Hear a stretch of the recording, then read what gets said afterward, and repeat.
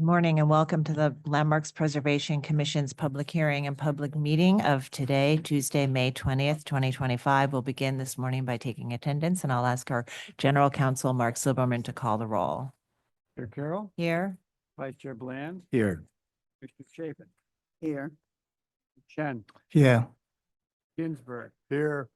Mr. Goldblum, Commissioner Jefferson, Here. Lutfi, Commissioner Master. Here. All right, good morning again and welcome to our public hearing and public meeting of May 20th, 2025. We're going to begin this morning with our Research Department agenda and reviewing proposals by the Research Department for designation. One item is here for a vote. It's already had a public hearing, and the other 5 items are for public hearing items.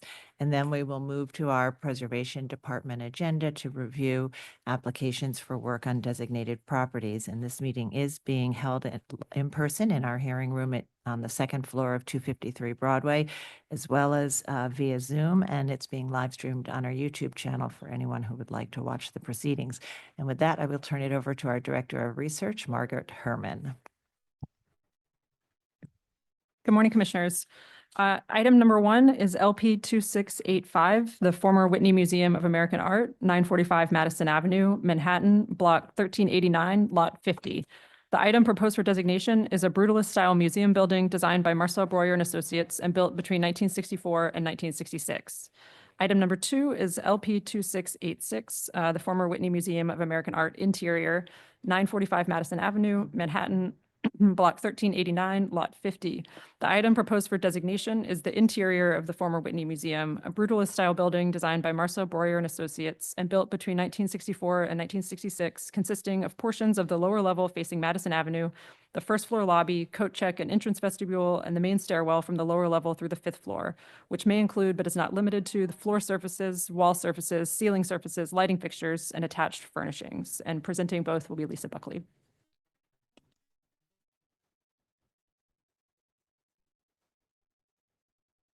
Good morning. I'm Lisa Buckley from the Research Department. 945 Madison Avenue was home to the Whitney Museum of American Art from its construction in 1966 until 2014. It is a brutalist-style inverted stepped pyramid clad in granite and raw concrete on the Upper East Side of Manhattan, contrasting starkly with the surrounding 19th century row houses. The building's interior juxtaposes polished and rough-faced surfaces with an emphasis on concrete as well as natural materials such as stone and wood. On March 11, 2025, the Landmarks Preservation Commission held a public hearing on the proposed designations of the former Whitney Museum of American Art as a New York City individual and interior landmark. The hearing was duly advertised in accordance with the provisions of the law. 9 people spoke in support of the designation, including representatives of the building owner, Friends of Upper East Side Historic Districts, Docomomo US New York Tri-State, Docomomo US, the New York Landmarks Conservancy, the Historic Districts Council, and the Victorian Society, and 2 individuals, including a former Landmarks Preservation Commission chair. No one spoke in opposition. The commission also received 1 written submission in support of the designation from a former employee of Marcel Breuer and Associates. Commissioners, we will present the individual landmark proposal first, and then move on to the interior landmark proposal. The building is located at the corner of Madison Avenue and East 75th Street within the Upper East Side Historic District, designated a New York City landmark district in 1981. The individual landmark site is the tax lot. The museum was founded as the Whitney Studio in 1929 by sculptor Gertrude Vanderbilt Whitney to showcase contemporary American artists, including John Sloan and Reginald Marsh. Located in a row of buildings in Greenwich Village and later in a building adjacent to the Museum of Modern Art, by the 1950s, the Whitney Museum needed a permanent home. The museum's trustees acquired property on Manhattan's Upper East Side and engaged Marcel Breuer and Associates to design a new museum. Completed in 1966, it was the first in New York City devoted exclusively to American art. Marcel Breuer trained as a carpenter at the Bauhaus in Weimar, Germany, between the World Wars, where he designed iconic furniture, including the still popular Vasily chair, and subsequently served as a master of the school's carpentry program in Dessau. Breuer immigrated to the United States in 1937. As an instructor at Harvard and in a creative partnership with Walter Gropius, Breuer greatly influenced a group of young architects and, by extension, the course of modern American architecture. After breaking with Gropius, Breuer went on to design notable buildings such as the New York City individual landmark Begrish Hall, constructed between 1956 and 61 at the former New York University campus in the Bronx, now Bronx Community College, the UNESCO headquarters in Paris in an overlapping time period, and in the late 1960s, the Armstrong Pirelli Tire Building in New Haven. Breuer embraced the emerging brutalist style in this period, characterized by exposed raw concrete with few decorative elements. Breuer explored the versatility of concrete as a building material, yielding unlikely shapes. The Whitney Museum site originally contained 6 row houses, which were demolished before the Whitney acquired the parcel. At 100 feet by 125 feet, the relatively small lot required an innovative approach to space planning. Breuer joined the project after the site was selected and settled on an inverted pyramid form with each level slightly larger than the one it rests upon, creating a stepped cantilever on the primary facade. The heavy masonry building projects permanence and solidarity while simultaneously appearing to float above a transparent glass ground floor, revealing open floor plans with cast concrete furnishings and a ceiling adorned with modern lighting. Windows on the upper stories are placed at random intervals across the East 75th Street facade, and a singular trapezoidal window crowns the topmost overhang of the primary facade. Moving on to the interior. Consistent with other cultural institutions' interior landmark sites, the landmark site of the former Whitney Museum includes portions of the lower level facing Madison Avenue, the first floor lobby, coat check and entrance vestibule, and the main stairwell from the lower level through the 5th floor. Breuer's approach to interior design was underpinned by his philosophy that a building should, first and foremost, be functional, using limited decorative elements to draw attention to the building material itself. He applied this approach to many interiors he undertook, including his own residences and the interior of the UNESCO headquarters. In the case of the Whitney's interior spaces, this is expressed in the open floor plans and in its unembellished concrete, wood, and stone materials palette. The museum's interior features rough-faced stone floors and distinctive overhead lights. The walls and built-in furnishings are bush-hammered and board-form concrete, typical of the brutalist style. Breuer's preference was for indirect general lighting, as exhibited in the half-silvered lighting in the lobby. The lower level features a dramatic double-height space divided by the exposed concrete entrance bridge above. The west elevation facing Madison Avenue is primarily glass, beyond which sits an outdoor sculpture court sunken below the level of the sidewalk. Having outgrown its space, the Whitney Museum located to a new building in 2014. After the departure of the Whitney Museum, 945 Madison Avenue temporarily housed collections of the Metropolitan Museum of Art and subsequently the Frick Museum while their facilities underwent renovation. The auction house Sotheby's acquired the building in 2024. The building will continue to function as gallery spaces and will remain open to the public. The former Whitney Museum of American Art was one of pioneering architect Marcel Breuer's most prestigious commissions and is his only built work in Manhattan. The bold inverted pyramid broke with expected museum design and established the identity of the Whitney Museum of American Art. Its dramatic interior is defined by open floor plans, distinctive modern lighting and materials, and built-in furnishings. It is an enduring emblem of modern architecture inside and out.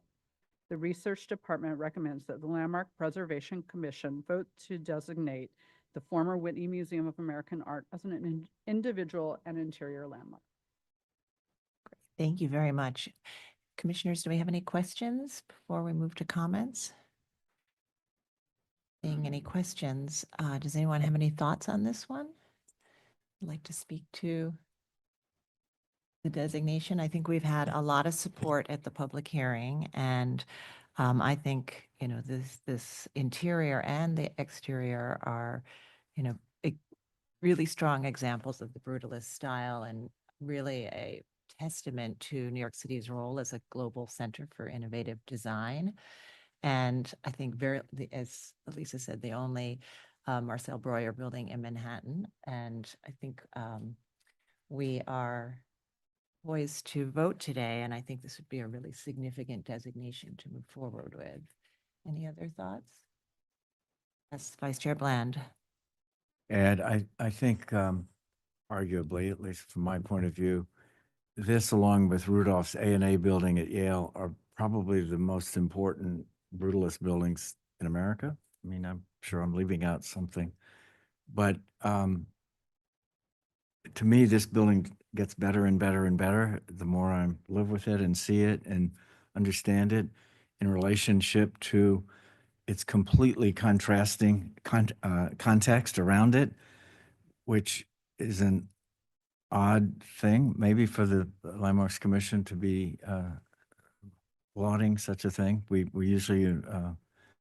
usually laud context, but this is an example of where brilliant architecture trumps context, I think, and is a really significant move by the Landmarks Preservation Commission to designate both the interior and, of course, the building itself.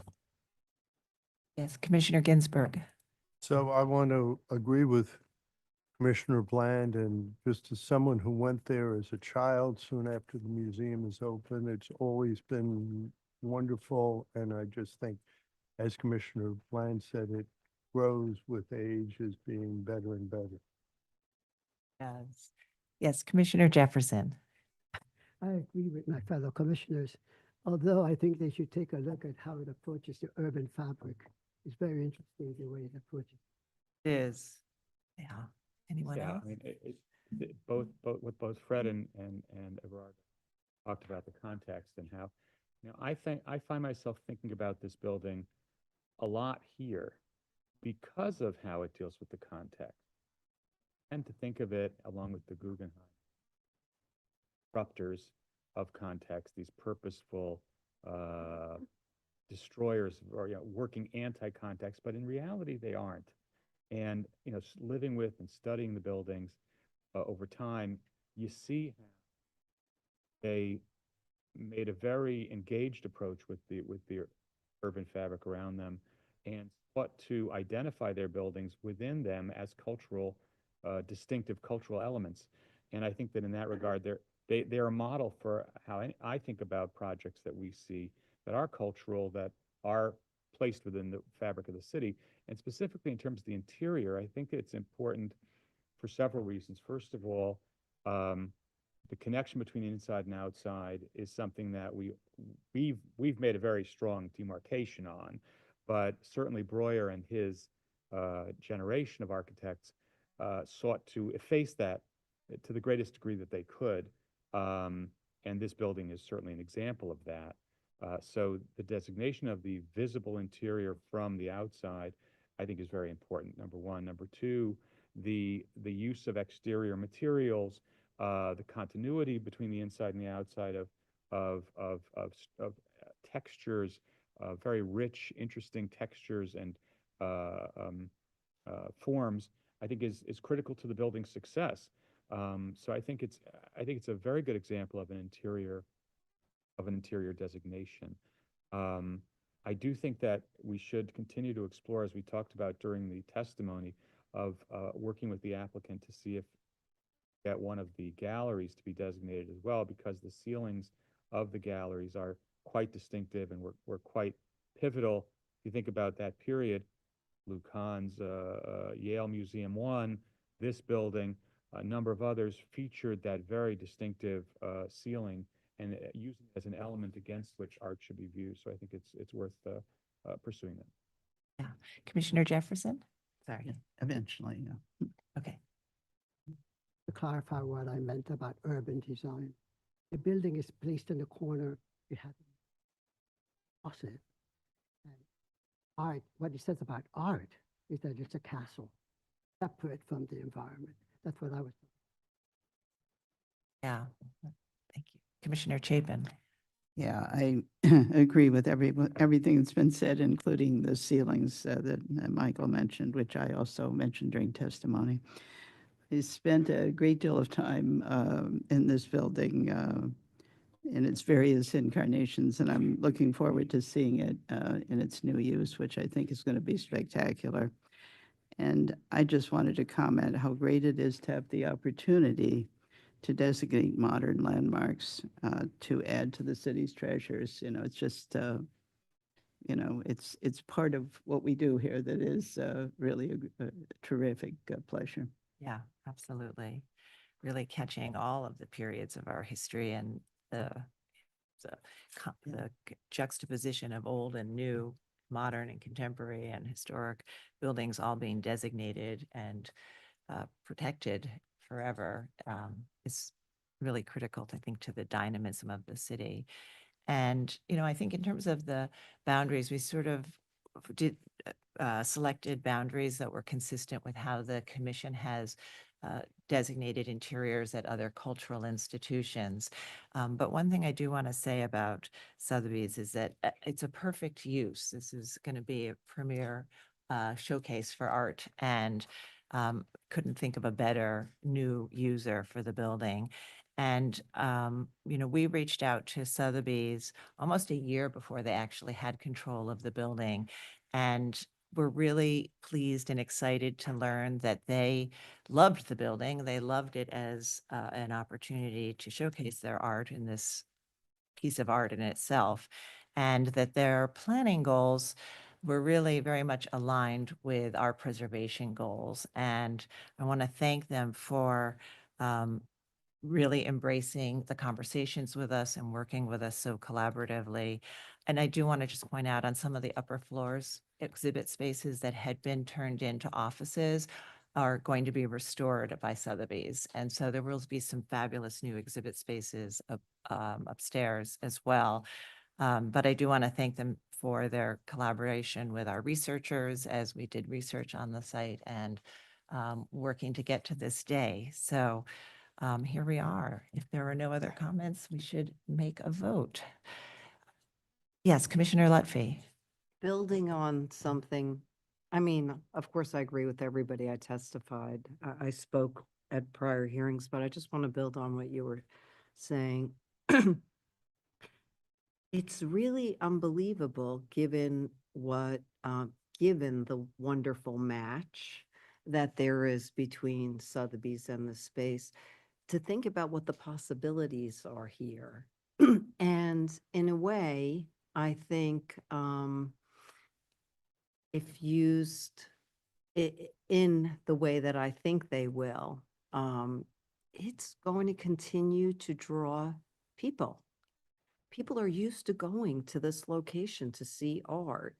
And I think Sotheby's will, I'm guessing they will capitalize in, and I look forward to how I think potentially exciting this is going to be.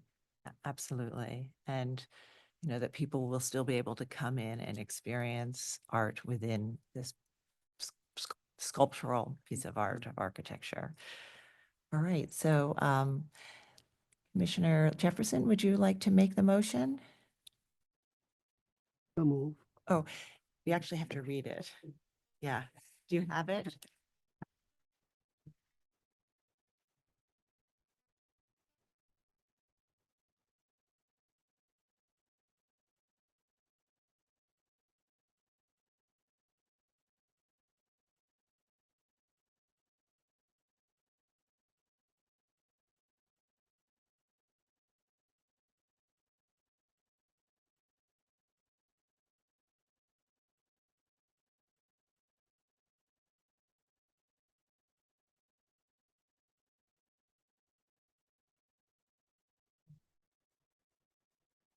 Awkward. state, and nation as set forth in the designation report. 685, dated May 20th, 2025. Also move that the Borough of Manhattan tax map 1389, lot 50, designated as a illustrated in You and Commissioner Goldblum, would you second that motion? Second. Thank you. And Mark, will you call the vote? Mr. Carroll, Aye. Commissioner Bland, Aye. Commissioner Chapin, Aye. Commissioner Chen, Aye. Commissioner Ginsburg, Aye. Commissioner Goldblum, Commissioner Jefferson, aye. Commissioner Lutfi, Commissioner Master. Aye. With 9 in favor, none opposed, the motion passes. Right. That's great. Thank you so much. We now have a new individual landmark and a new interior landmark. Oh, that's right. We have to do a separate motion. Okay. Commissioner Chen, would you read the second motion for the interior?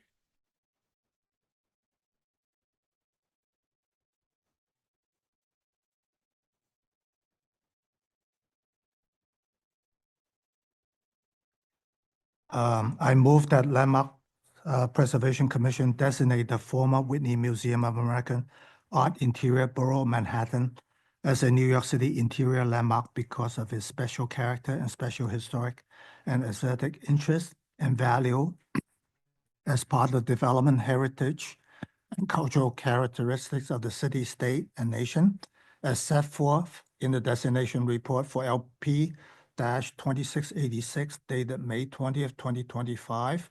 I also move that Borough Manhattan tax map block 1389, lot 50, consisting of portions of lower level facing Madison Avenue, the first floor lobby, coat check and entrance vestibule, and the main stairwell from the lower level through the fifth floor, which may include but is not limited to the floor surface, wall surfaces, ceiling surfaces, lighting fixtures, and attached furnishings be designated as landmark site as described in the designation report and illustrated in the attached map. Thank you. And Commissioner Ginsburg, would you second that motion? Second. Mark? Mr. Carroll, Aye. Commissioner Bland, Aye. Commissioner Chapin, Aye. Commissioner Chen, Aye. Commissioner Ginsburg, Aye. Commissioner Goldblum, Commissioner Jefferson, Aye. Commissioner Lutfi, Aye. Commissioner Master. Aye. With 9 in favor, none opposed, the motion. Right, now we have our newest interior landmark. Thank you all. We are now going to move to our hearing agenda for the Research Department's proposed designations.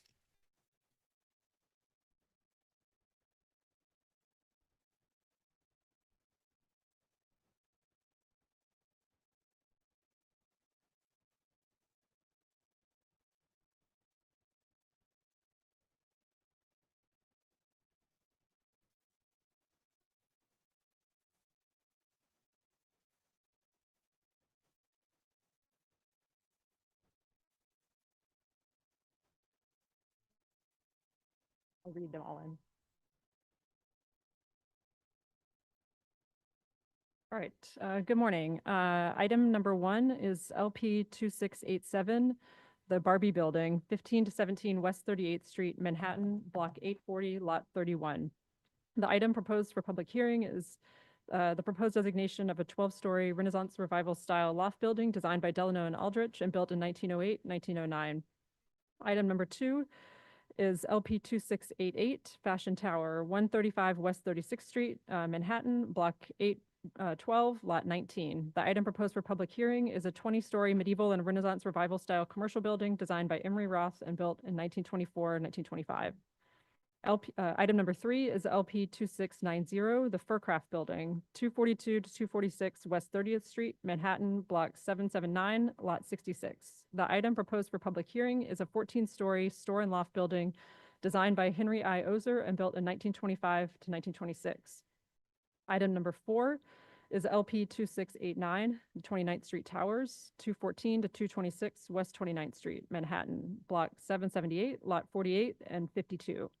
The item proposed for public hearing is a pair of connected 14 and 16-story tall Gothic Revival-style commercial buildings designed by Henry I. Ozer in 1925. And item number 5 is LP 2691, the Lefcourt Clothing Center, 275 7th Avenue, Manhattan, Block 801, Lot 1. The item proposed for public hearing is a 26-story Art Deco skyscraper designed by Buckman and Kahn and built between 1927 and 1928.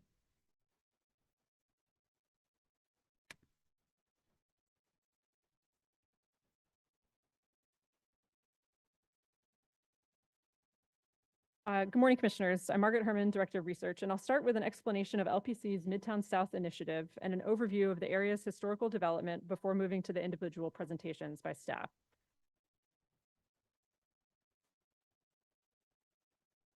In 2023, LPC began surveying Midtown South alongside the Department of City Planning's project to rezone the area.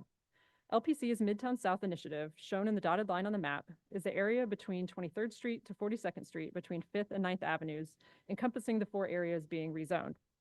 As part of this initiative, our research staff studied the area's history, previous survey work, and LPC designations, and analyzed the significance and condition of approximately 90 buildings in the survey area.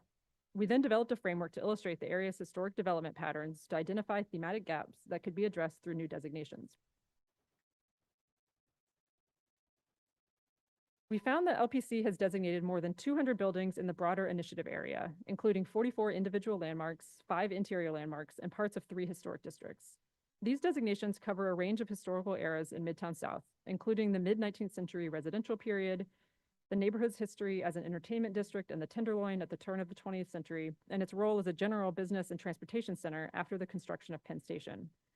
However, LPC's designations mostly do not include the key period from around 1910 to 1930 when Midtown South transformed into the Garment Center. To address this gap in our designations, LPC's initiative identified 5 potential landmarks that capture this important Garment Center chapter in the neighborhood's history. The next slides describe the development history of Midtown South and LPC's work in the area. Between the 1830s and 1860s, the city grew northward above 14th Street, and Midtown South soon became a primarily residential neighborhood. These images show a glimpse of Midtown's early residential history. And LPC's designations that represent this period in Midtown South include the Lamartine Place Historic District, many buildings in the Madison Square North Historic District, as well as 3 mid-19th century churches, including Marble Collegiate Church, seen in the middle image.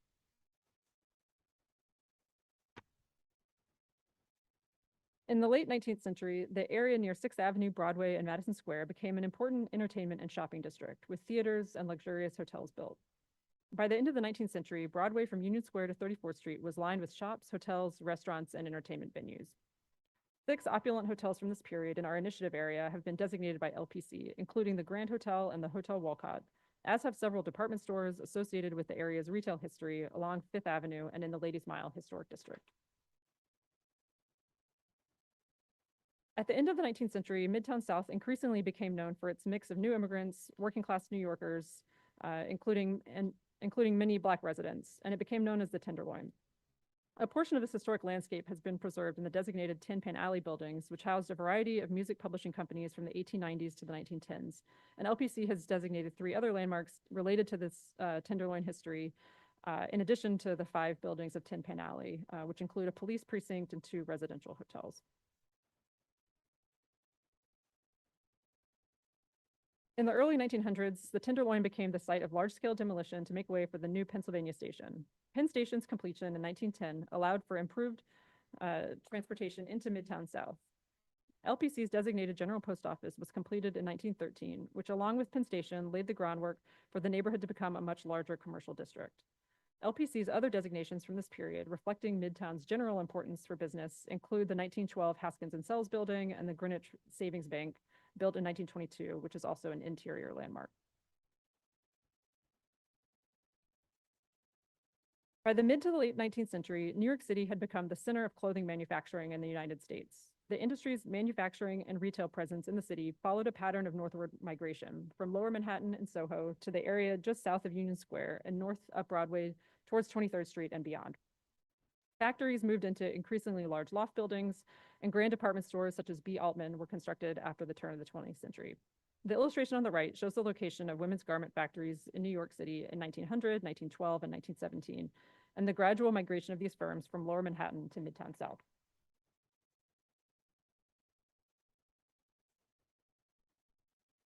After complaints about the shift of some garment factories to around Midtown's Fifth Avenue, a new zoning resolution was passed in 1916 that regulated the location of buildings designed for specific uses, as well as the bulk and height of new buildings. Developed with the support of industry leaders, a new garment center was conceived for the West 30s, an area that offered lower rents with opportunities for assembling sites for new buildings and the convenience of consolidation of the industry. The 1916 zoning resolution required that after a certain vertical height, a high-rise building had to be stepped back from the street, and this encouraged architects to use setbacks to maximize height and rentable space, leading to the distinctive wedding cake style massing among the hundreds of new buildings constructed in Midtown through the 1920s. By the 1920s, Midtown South had become the garment district, with streets populated by store and loft buildings. And by the 1930s, New York City's garment industry made more than 3/4 of the ready-made coats, dresses, and fur garments worn by American women. On the right is Cass Gilbert's 130 West 30th Street building, an Assyrian Revival setback skyscraper built in 1927 to 1928, which appears to be LPC's only designation that specifically highlights the importance of the garment industry to New York City during this time. The buildings LPC has identified for potential designation were built between 1908 and 1927 as Midtown South transformed into the Garment Center, a period in the city's history that has not been reflected in LPC's designations. These 5 potential landmarks include 1 pre-1916 zoning loft building and 4 setback towers that were purpose-built for the garment and fur industries. They are all impressive examples of early 20th century commercial architecture designed by some of the city's leading architects, and they help tell the full story of the Garment Center's historic development, the people who worked here, and the industry that has been one of the most important engines of New York's economy. And with that, we'll move to staff presentations on the individual landmark, starting with the Barbey Building presented by Mary Ann Hurley.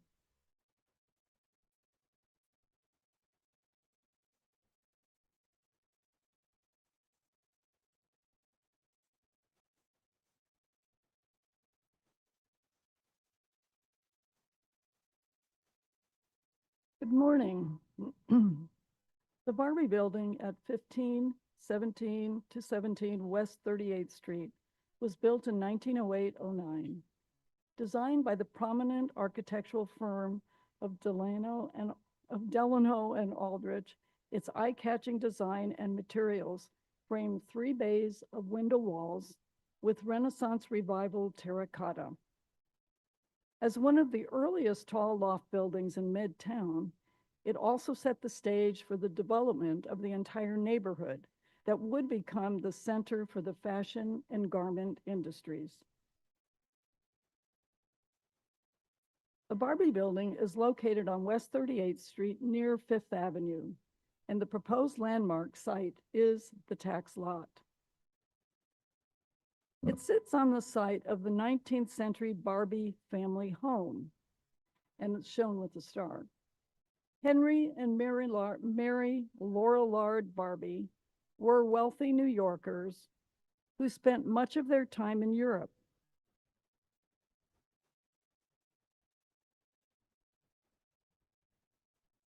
After Henry died in 1906, Mary purchased the house next door and demolished both buildings to make way for the 12-story Barbey loft building. After the turn of the 20th century, Fifth Avenue became a major retail thoroughfare with upscale department stores such as B. Altman's, Bergdorf Goodman, and Lord & Taylor. As a result, steel frame loft buildings for garment showrooms and workshops began to appear nearby, rising above the residential 4- and 5-story townhouses. The Barbey Building was one of the earliest in what would become the bustling garment center, amidst companies that would serve the department stores nearby.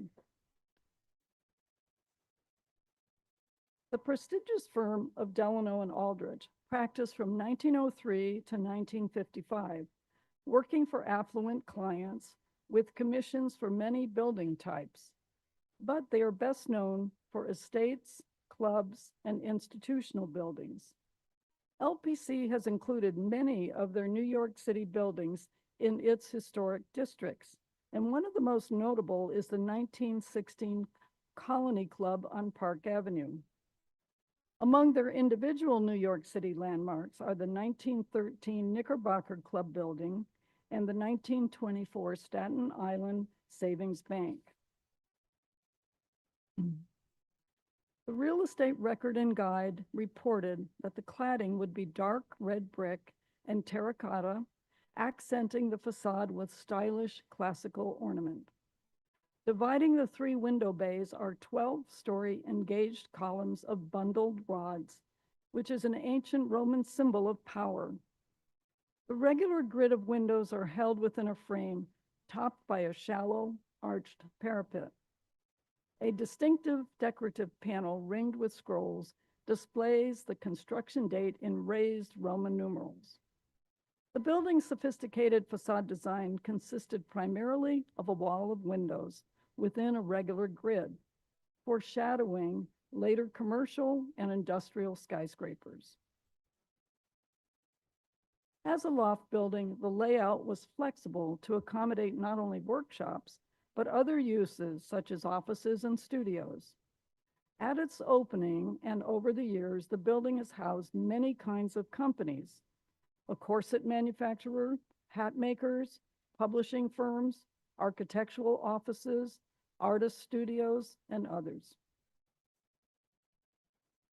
From 1985 to 2019, the building served as the corporate headquarters for the Lord & Taylor department store located around the corner on Fifth Avenue.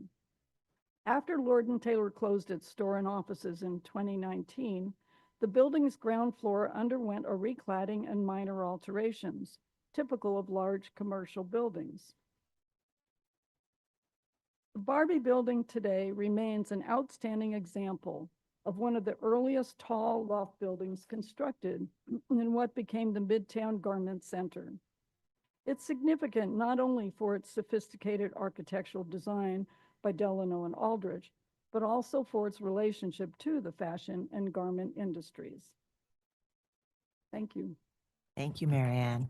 All right, commissioners, any final questions on this item? Any questions? All right, we're going to move to testimony, and we're going to start with people who've signed up in person first, and then we'll move to our remote participants. And if you are signed up and you want to speak, if your testimony addresses more than one of the buildings, if it addresses multiple buildings in this and from this initiative, you are welcome to just read the testimony once during this session, during this hearing for the Barbey Building, and it will be entered into the record for the subsequent items. All right, Andrea Goldwyn.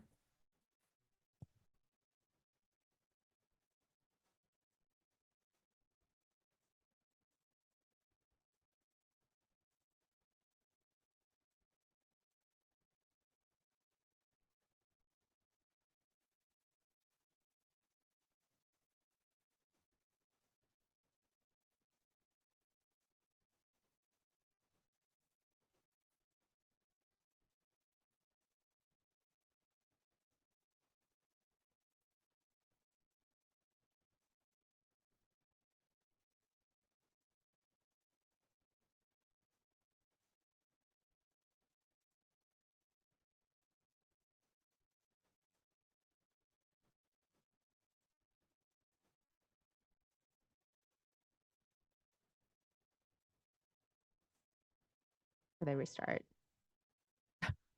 Really fun.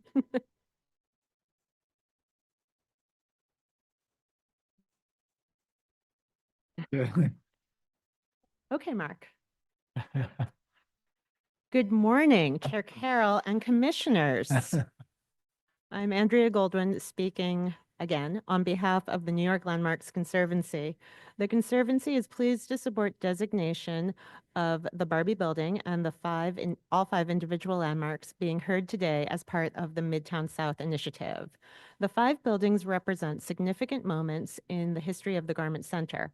They remind us of the era when New York led the world in garment design and manufacturing, and how the Garment Center created not only jobs, but a distinct culture and ecosystem for this industry.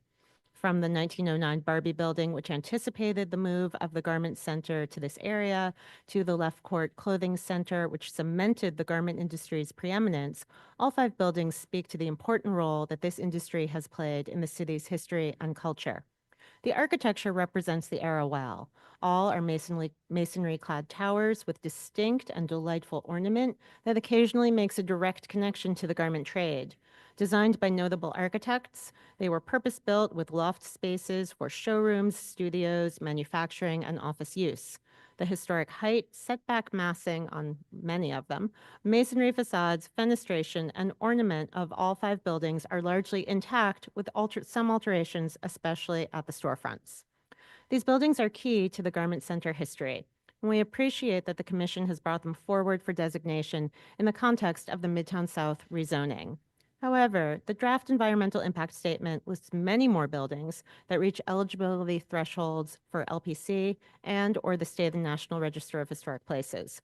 As the rezoning will only increase development pressure in and around the rezoning area, we ask the Commission to continue this important work and designate even more buildings in the rezoning area. Thank you for the opportunity to express the Conservancy's views. Thank you. Is there anyone else in the room who would like to speak on this item? All right, I'm going to now turn it over to Stephen Thompson to take us through our remote participants. Anyone joining us via Zoom who would like to offer testimony, please use the raise hand function, after which I will promote you to panelists, and we ask you to unmute yourself, state your name for the record, and you will have 3 minutes to speak. Our first speaker will be Lucy Levine.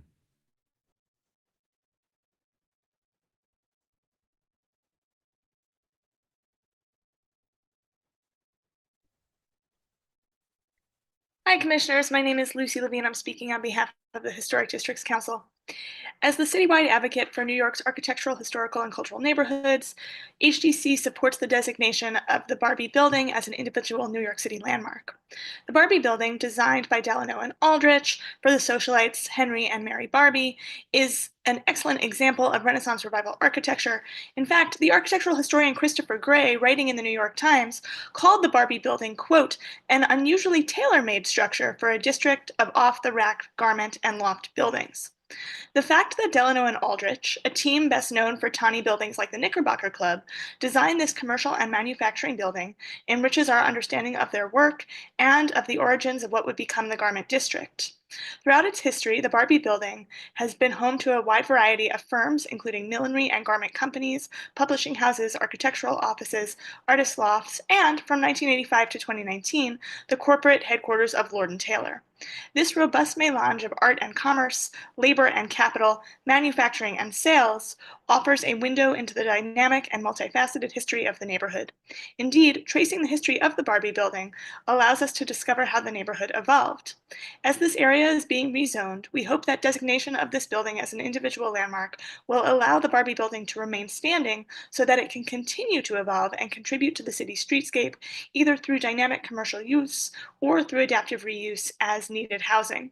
We want to thank the Landmarks Preservation Commission for turning its attention to the neighborhood ahead of its rezoning.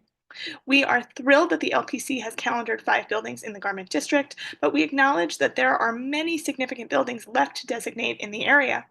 HDC has shared a list of 14 high-priority buildings with the LPC, including some not listed in the draft environmental impact statement that we hope will be considered for designation. Thank you. Thank you for your testimony. Anyone else joining us via Zoom who would like to speak, please use the raise hand function.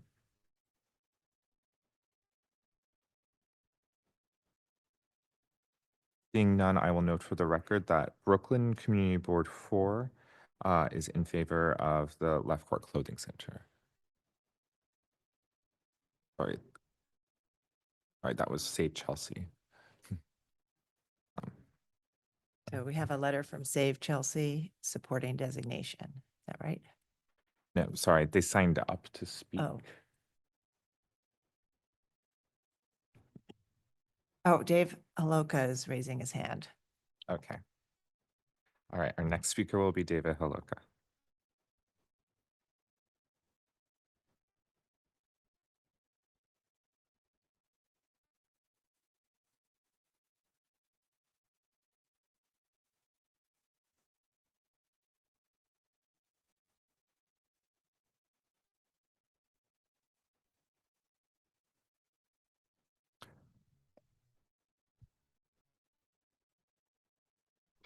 Hi, I don't know if it's appropriate to testify on the individual buildings or if I just get one shot on talking about all of them. Can you tell me?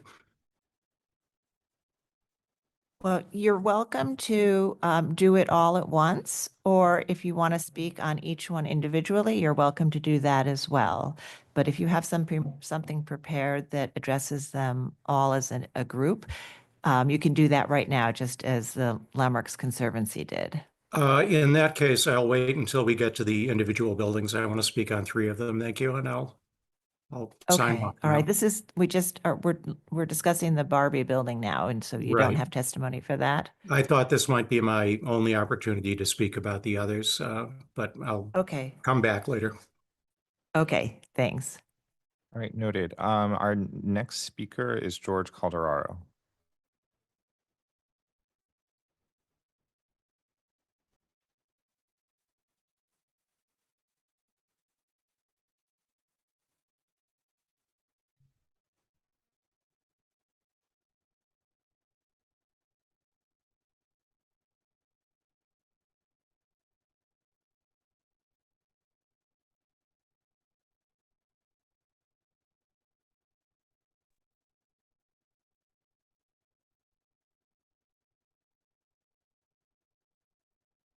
Hello, Commissioners. I'm not sure if you can see me. I can't see me. Oh, yes, I can.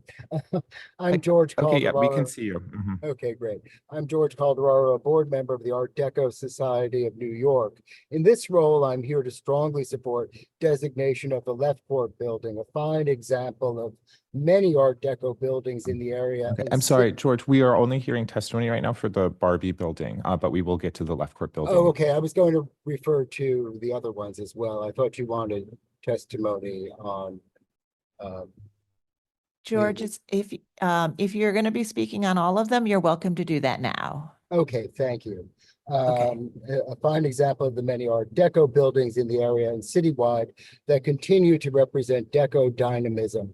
We also strongly support all of these designations as, apart from their architectural, cultural, and historical significance, they meet current zoning rules, but are underbuilt according to proposed Midtown South rezoning and are therefore threatened with demolition that may result in unneeded luxury commercial and residential buildings. More likely, many buildings will be demolished by short-sighted so-called developers and result in more of the vast vacant lots that plague Midtown. And I could list them all. I won't.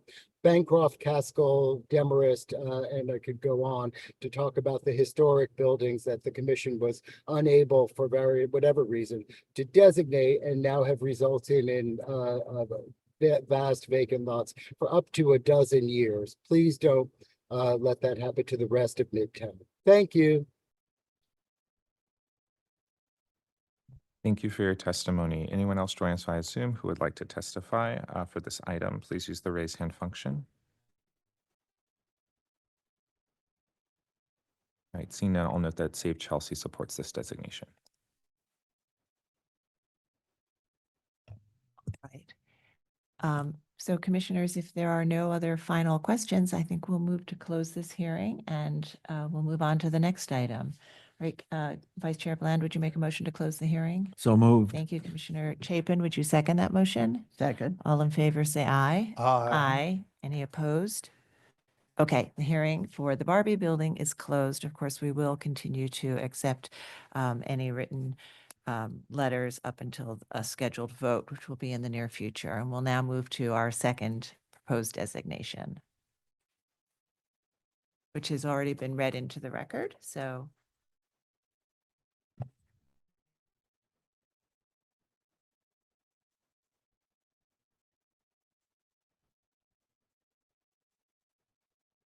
good morning. Fashion Tower is a 20-story commercial building in Manhattan's Garment Center designed by the prominent architect Emery Roth and built in 1924-25. The building stands out in the neighborhood for its distinctive blend of medieval, Renaissance, and Art Deco motifs at the base that express the building's connection to the garment industry. Fashion Tower is located at 135 West 36th Street, mid-block between Broadway and 7th Avenue. The proposed landmark is the tax lot. Following passage of the 1916 zoning ordinance, the Garment Center began to form in the early 1920s. Designed by Emery Roth, the fashion building's ribbed piers rise without interruption from a multi-story base capped by a continuous arcade to setbacks at the 17th, 18th, and 19th floors. Roth was one of New York City's most prolific architects in the early 20th century. Born in Hungary, he emigrated to the United States in 1884 and worked in various fashionable architectural styles, from Secessionist to Art Deco. Gunvald Aus, who worked on the Woolworth and New York Life Insurance headquarters, served as the building's engineer, creating a flexible floor plan with a minimum of posts and columns. Fashion Tower's developer, Moore Row Realty, headed by cotton dealer Morris Rosenstein, acquired the site on West 36th Street in 1924 from the Church of the Holy Innocents, which stands directly behind the building on West 37th Street. Construction was mostly complete by the end of December 1925. The eye-catching lower floors blend medieval and Renaissance motifs that express the building's connection to the garment industry. For instance, colorful terracotta peacocks, feathery symbols of fashion and vanity, crown the freight and lobby entrances. While the floors above feature the building's name, flanked by winged angels that hold fabric shears and artist brushes, terracotta reliefs of women clutching mirrors and spindles, as well as rosettes draped with ribbon. The use of such business-related symbolism is rare in the Garment Center. Fashion Tower was fully leased to members of the apparel industry. Though most of the tenants were involved in the production of women's clothing, the large storefront was originally leased to Whitney Brothers, a manufacturer of men's suits. A 1926 advertisement celebrated the opening of the firm's second location, calling Fashion Tower magnificent. In the mid-1950s, however, the building's lobby entrance was significantly altered and the storefront was coated with a stucco-like material. These unfortunate changes were reversed as part of the facade restoration by GRT Architects in 2015. Using the surviving terracotta relief above the freight entrance as its model, the brilliantly colored peacock panels above the lobby entrance were recreated.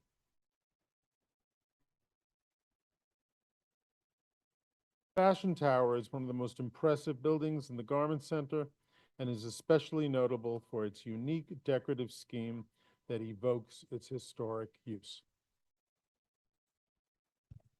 Thank you. Thanks, Matt. Yes, we have a question. Commissioner Jefferson? Could you help me out? I mean, which part of the facade is it got? Is it medieval part? The arches? I guess so. Or is it? Margaret, do you want to speak to the style? I would say so. I mean, I think Matt's right. I mean, it's an eclectic mix, but I think probably the arches could be identified as medieval. I think also the figures that flank the building's name are in a kind of, the kind of images you might see around the entrance to a medieval cathedral. And the Renaissance, with going through this revival style and trying to figure out what pieces of the building were revival. And I'm curious about which is the Renaissance part. Well, the Renaissance, I think, is the arcade of windows and the double height arches. It's a little hard. He was a sophisticated designer. I would also say that, I started with the entrances, which have a slight point to them, which feel medieval. Like if you look here. Thank you. Other questions? We'll see if we have any in-person testimony. Is there anyone who would like to speak on this item? Not seeing anyone, I will turn it over to Stephen Thompson to see if we have any remote participants for this one. Anyone joining us?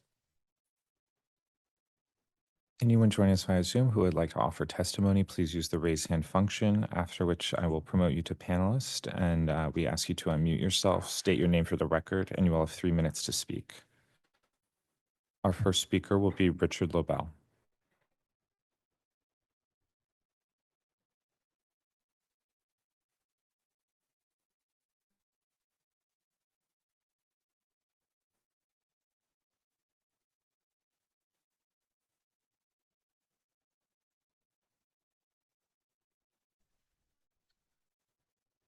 Good morning. Are you able to hear me? Yes, we can hear you. Thank you. Good morning, Chair Carroll, commissioners, and members of the public. My name is Richard Lobel from the law firm of Sheldon Lobel PC, and I'm here today on behalf of Howard Warehouse, Inc. and Ken Lee, the owners of 135 West 36th Street, also known as the Fashion Tower.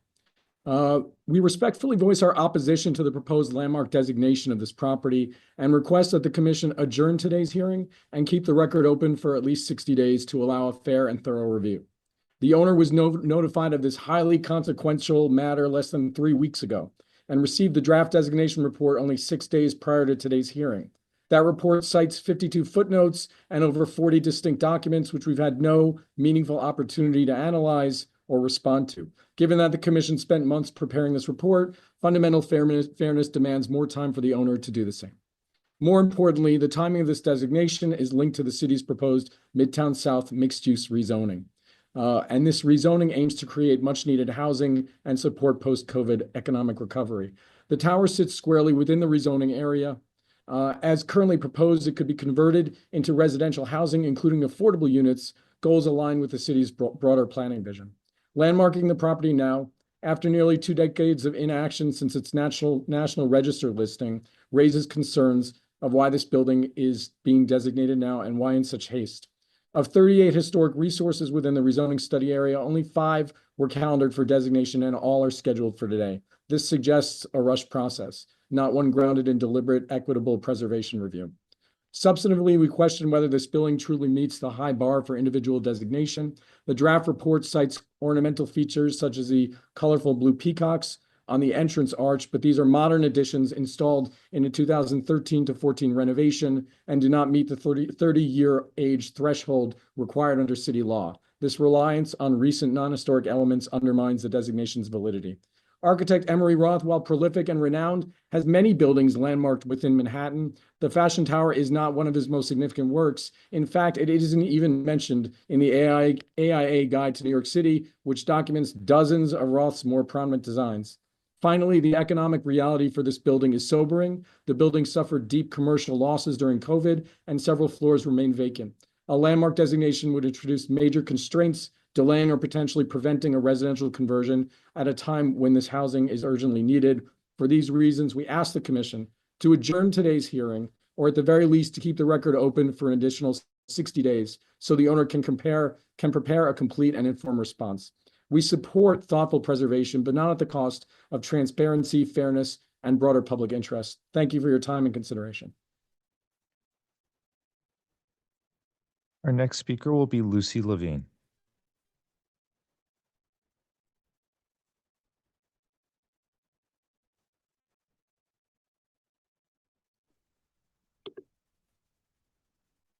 Hi, Commissioners. My name is Lucy Levine. I'm speaking on behalf of the Historic Districts Council. As the citywide advocate for New York's architectural, historical, and cultural neighborhoods, HDC supports the designation of Fashion Tower as an individual New York City landmark. This highly decorated building was designed by Emery Roth, who would later bring expressive panache to Central Park West, most notably in the Beresford, the San Remo, and the El Dorado.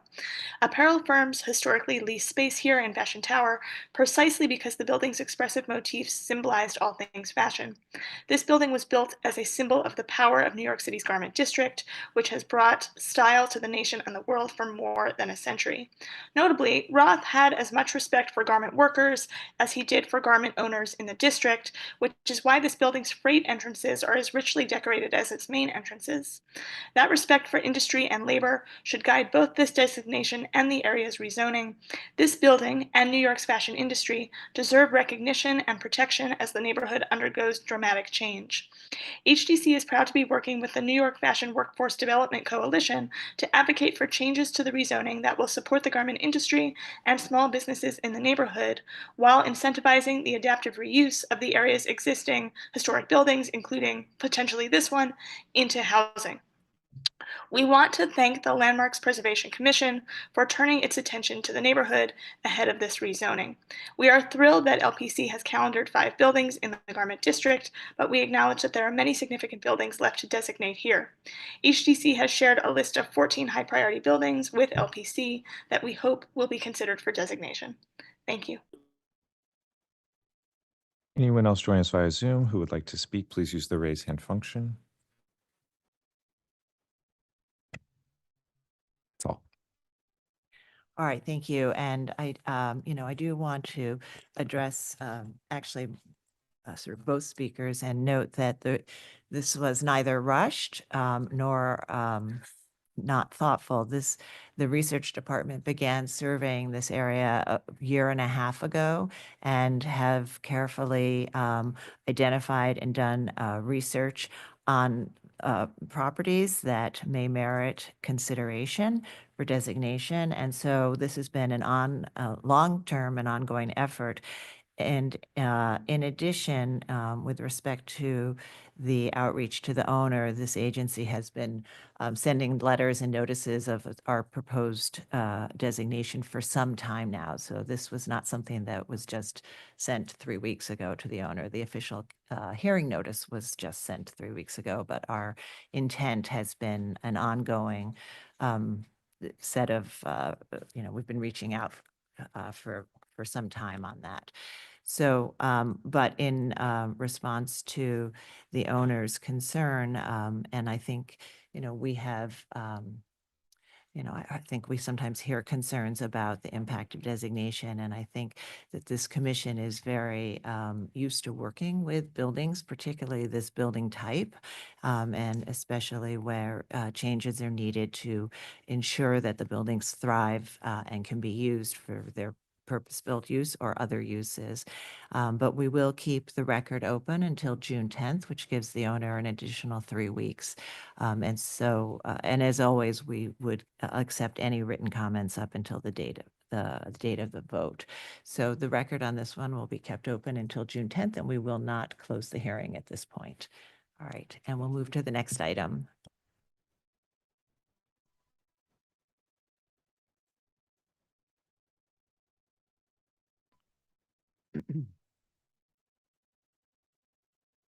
Good morning, Commissioners. I'm Michael Karatzis of the Research Department, presenting the Furcraft Building. All right, I'm sorry, Mike, we do need to close the hearing, I just learned. So even though we're keeping the record open. Okay, so Commissioner Chapin, would you make a motion to close the hearing?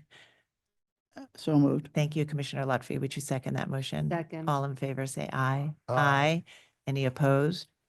Okay, but the record will remain open until June 10th. All right, sorry, Mike, please go ahead.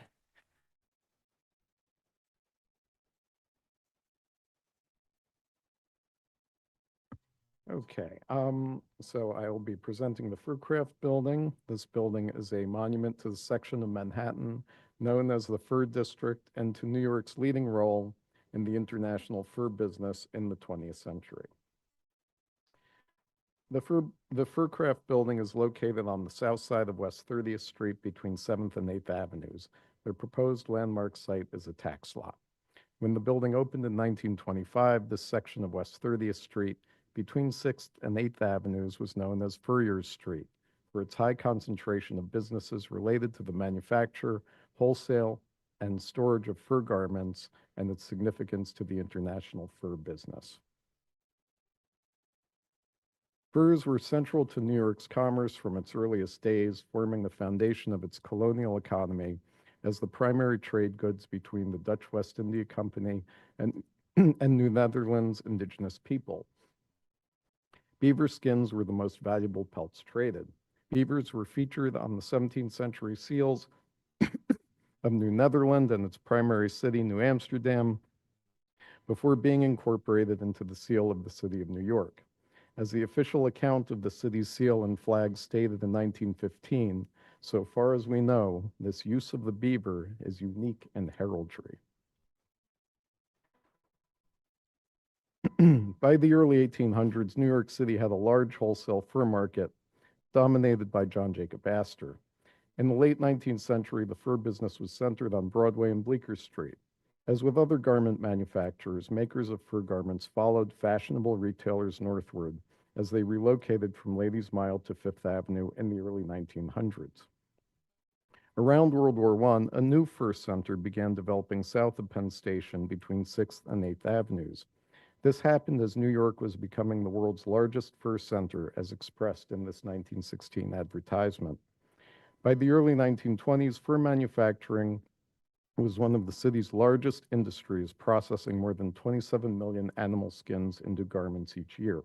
This drew praise from industry advocates, as well as criticism from animal advocates, including those troubled by its trapping practices and those worried about its potential destruction of fur-bearing animal populations.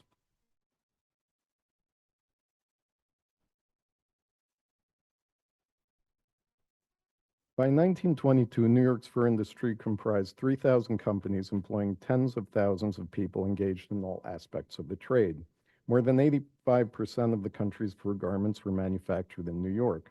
Although fur businesses initially occupied repurposed tenements in the area, new loft buildings were rapidly replacing these structures of an earlier day by the early 1920s, as shown in the image on the left. The industry had a rich labor history. In 1926, labor actions took place throughout the fur district as workers undertook a 17-week strike that won them a 40-hour work week. Another strike in 1938 brought a 5-day work week and equal treatment and pay for African American workers. By the 1950s, fur workers would be among the highest paid industrial workers in the country. John F. Kennedy addressed fur workers in the district during his 1960 campaign, later stating that their activism had, quote, a profound effect on our national life, helping to better it for all Americans, unquote. During the fur district's initial boom period in 1925, a new organization, the Furcraft Realty Company, announced their construction of a 14-story building dedicated to the trade. As it neared completion on West 30th Street, the publication Fur Trade Review classed it with the district's most modern buildings, providing, quote, the last word in beauty, comfort, and design, unquote. The magazine described its developers as, quote, practical furriers who know the furrier's needs, and this building is to be, in their minds, a monument to the progress of the fur trade. The Furcraft Building will offer every modern facility for the furrier, it explained. And the fact that it is ideally located on Furrier's Street is an added asset for tenants who want to be in the very heart of trade activity.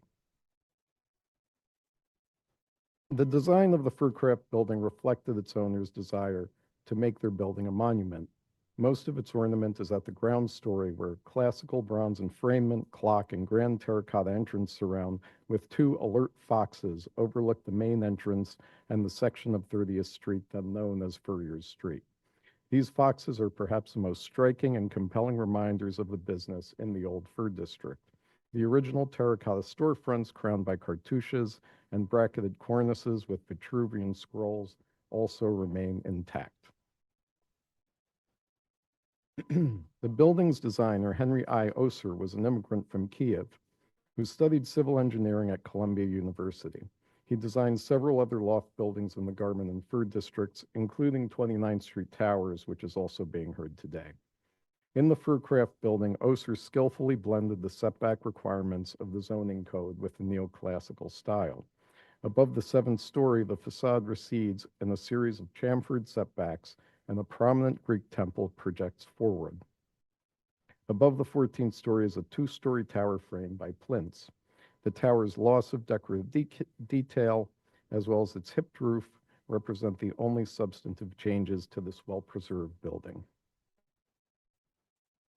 For several decades after the Furcraft Building opened, New York would retain its worldwide leadership in the industry, and fur garments would be among society's most desirable and prestigious luxury items, whether worn at the automat, on the fashion runway, or on the stage of Radio City Music Hall.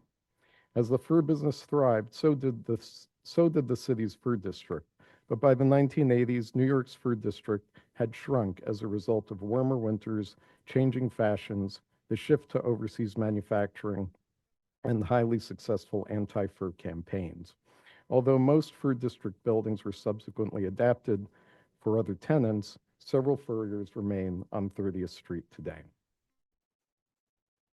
Today, the Furcraft Building houses a variety of commercial tenants while continuing to recall an industry with a rich and complex history in which New York once led the world. All right, thank you, Mike. Any questions, commissioners, in this one? All right, let's move to public testimony. Is there anyone in the room who'd like to speak on this item? Noting that there isn't, I'm going to turn it over to Stephen Thompson to see if we have any remote participants. Anyone wishing to speak via Zoom, please use the raise hand function. After which, once you are promoted to panelist, we ask you to unmute yourself, state your name for the record, and you will have 3 minutes to speak. Our first speaker will be Dave Holoka.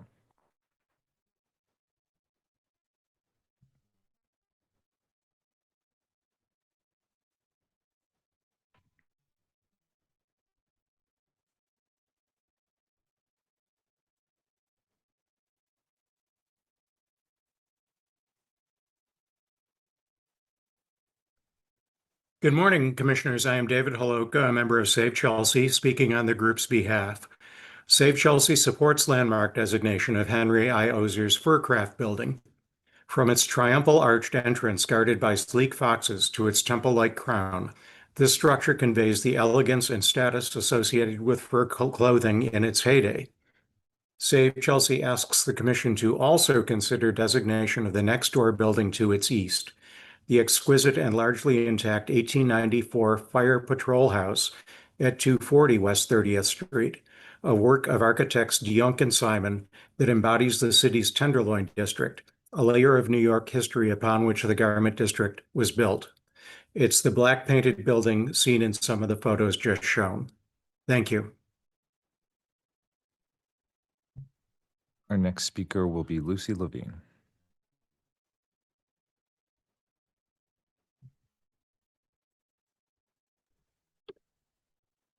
Hi, Commissioner.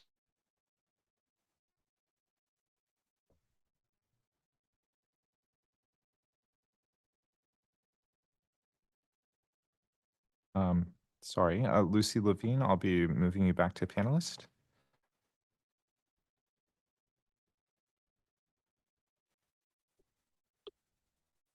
Hi again. My name is Lucy Levine. I'm speaking on behalf of the Historic Districts Council. As the citywide advocate for New York's architectural, historical, and cultural neighborhoods, HDC supports the designation of the Furcraft Building as an individual New York City landmark. The Furcraft Building, designed by Henry I. Ozier, is a distinct symbol of New York City's fur apparel industry, an enterprise in which New York once led the world. When this building was built, it was at once classical and contemporary because Ozier incorporated the setback requirements of the 1916 zoning code into the building's neoclassical design and symmetrical massing. Recognizing this building as an individual landmark will allow it to continue that beautiful balance of the historic and the contemporary by preserving the building while allowing it to evolve for new and dynamic uses, including housing. We want to thank the Landmarks Preservation Commission for turning its attention to the neighborhood ahead of this rezoning. We are thrilled that LPC has calendared 5 buildings in the Garment District, but we know that there are many significant buildings left to designate in the area. HTC has shared a list of 14 high-priority buildings with the LPC that we hope will be considered for designation. Thank you. Thank you. Anyone else joining us via Zoom who would like to speak? All right, seeing none, I'll turn it back to you, Chair Carroll. Thank you. All right, so if there are no other questions on this one, we'll close the hearing and move to the next one. All right, Commissioner Master, would you make a motion to close the hearing? So moved. Thank you. Commissioner Jefferson, would you second that motion? All in favor, say aye. Aye. Any opposed? Okay, the hearing on this one is closed and we'll move to the next item.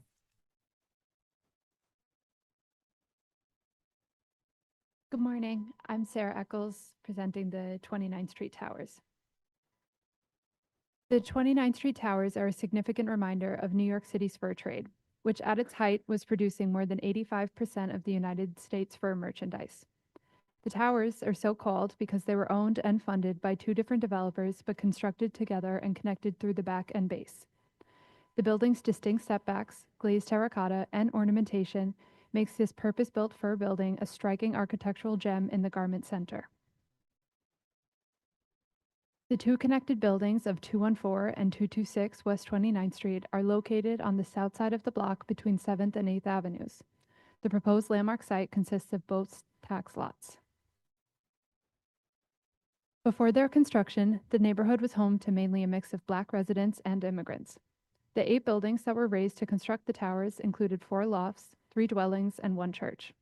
The church, a Macedonian Baptist church located at 222 West 29th Street, had a primarily Black congregation and was active up until the sale of the building to developers. The 29th Street Towers are a striking feature of the Garment Center. In addition to the Furcraft Building, also designed by architect Henry I. Osser, the towers are one of few remaining highly designed and intact purpose-built fur buildings featuring ornate symbols tied to the fur trade housed within them. Before the construction of purpose-built fur buildings, an estimated 40% of fur workers suffered with tuberculosis, asthma, or other related illnesses from working in cramped and poorly ventilated spaces. The towers, built for the fur trade and constructed after the 1916 zoning, featured mandated setbacks and cross-ventilation, providing more light and air for the manufacturing on the upper floors, creating a better working environment. In addition to being functional for manufacturing, the towers needed to be attractive for potential buyers who visited the offices also located here. Osser struck this balance well by creating an unusual arrangement of setbacks, alternating both the bays and widths of the setbacks, resulting in a visual interest that is uniform across the towers. Along the facade, as it rose and set back, he employed striking terracotta elements. The terracotta was interlaid with variegated pink and tan Roman brick, creating a seamless transition between the facade and decorative elements. The verticality of each of the taller towers is highlighted by wide piers and narrower mullions, topped at various roof lines by Gothic Revival decoration executed in the same terracotta used along the facade. The structures are tied together by the same modeled terracotta cladding across the entire first story. It frames the arch entrance at 214 West 29th Street and the historic iron storefronts. The grotesques alternate on either side of the entrance, featuring a man feeding a beaver and then inspecting its pelt. The beaver, instrumental to the growth of both the fur trade and larger development in New York, is a crucial piece of New York's history. Its use in the grotesque is both symbolic of the work done in this building and the larger movement of the fur industry to this neighborhood. The building was one of many being constructed in the new fur district, a designated space for the furriers. The towers were a desirable building to be in due to their location and construction. The tenants were largely fur manufacturers that sold direct to consumers as well as wholesale. The tenants in the building also showed the transition from mink, notably expensive, to skunks, raccoons, and even larger mammals. Fur stayed in fashion for decades, providing tenants for the building through the 60s into the 80s and 90s, where the fashion notably began to change. As the millennium approached, the building became home to other garment workers and jewelry makers from the nearby Diamond District. The 29th Street Towers has remained much of its original details. Windows have been changed, but the decorative wrought iron framing on the first floor has remained, as has the terracotta decoration throughout the entire building. The 29th Street Towers is a significant reminder of New York City's fur trade history. Its unique glazed terracotta, alternating setbacks, and decorative elements makes the building a striking architectural gem that has remained in the Garment Center. Thank you. Thank you. Yes, we have a question, Vice Chair Bland. I'm unfamiliar with model terracotta. Is this, I think you just described it as unique. Is it truly unique? I've never seen it anywhere, but tell me about it. The model terracotta, the glazing on the storefront here, I haven't seen it on any buildings. And I've been looking through all the architectural terracotta books and trying to find who the terracotta manufacturer was because I can't find it. So it is pretty unique. Thank you. Any other questions? All right, we'll move to public testimony. Is there anyone in the room who'd like to speak on this item? Noting that there isn't, I will turn it over to Stephen Thompson to take us through the remote participants. Those joining us via Zoom who would like to speak, please use the raise hand function. Our first speaker will be Dave Holoka.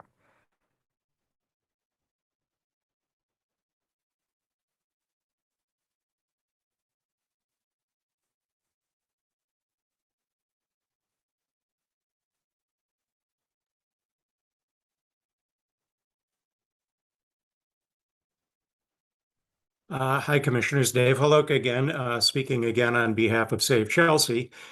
Save Chelsea strongly supports landmark designation of Henry I. Ozer's 29th Street Towers. With a remarkably intact facade featuring beaver motifs, the towers are, I think, a uniquely variegated, standout example of architectural terracotta. I've often wondered about that variegation, which is was part of what stopped me when I first saw the building. And I suspect it may have to do with the variegation seen in animal skins. It stopped me in my tracks when I first saw it, and I've never passed by since without pausing to marvel anew at the building. From top to bottom, this is architecture with the power and charm to stop people and tell them the story of the Fur District and, by extension, the role of beaver pelts in New York's origin story. Thank you. Our next speaker will be Lucy Levine.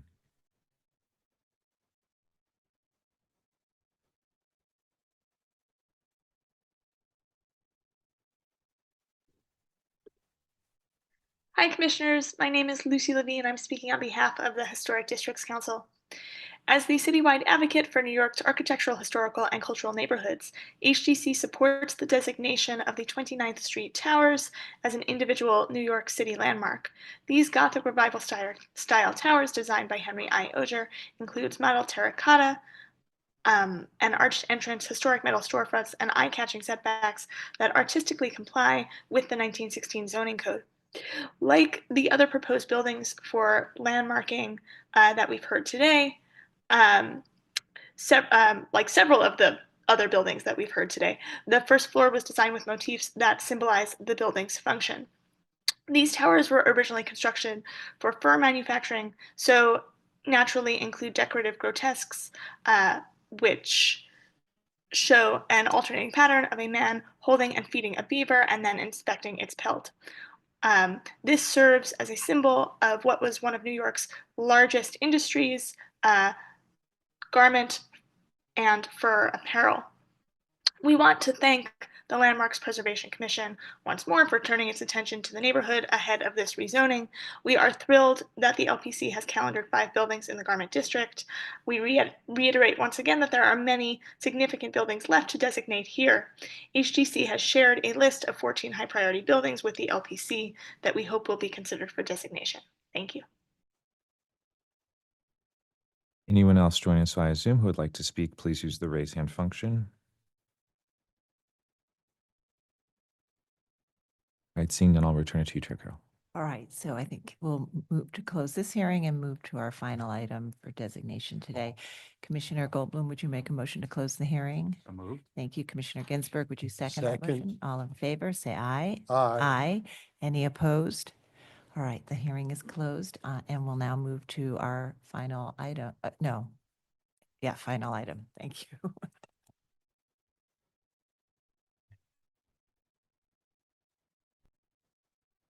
Good morning. I'm Jessica Fletcher from the Research Department. The Lefcourt Clothing Center is a 26-story Art Deco loft building in the Garment Center that was designed by Eli Jacques Kahn of the firm Bookman & Kahn for the developer Abraham Lefcourt.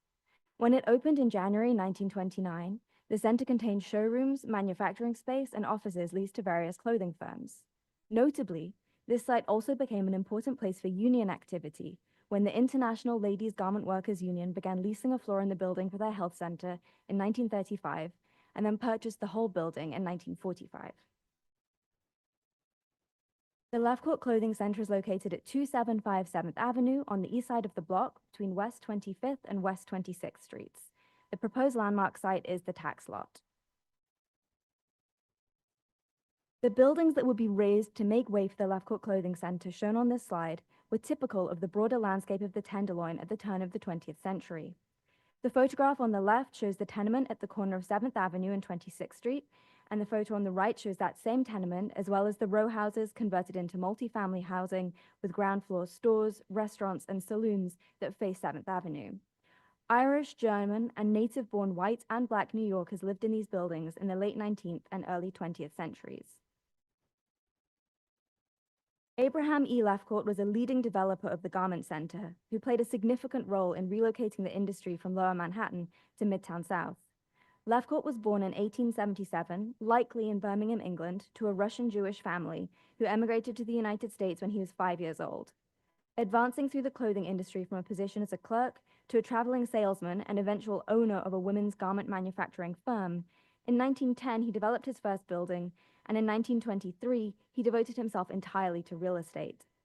At the time of his death in 1932, the New York Times reported of the Lefcourt buildings that, quote, if placed from end to end, they would cover a distance over 1 mile in length and would form a building towering 8 times the height of the Woolworth building, end quote. And they illustrated Lefcourt's prolific activities with the composite image seen on the right-hand side of the slide. Lefcourt hired the firm of Bookman & Kahn to design the Lefcourt Clothing Center, with Eli Jacques Kahn leading the project. Kahn had been designing lofts and showrooms in the new garment center since 1919. Historian Andrew Dolcart has written that, quote, Kahn's career as a garment loft designer culminated in the late 1920s with a group of enormous skyscrapers, end quote, of which the Lefcourt Center is a significant example as one of the largest purpose-built garment buildings in this district.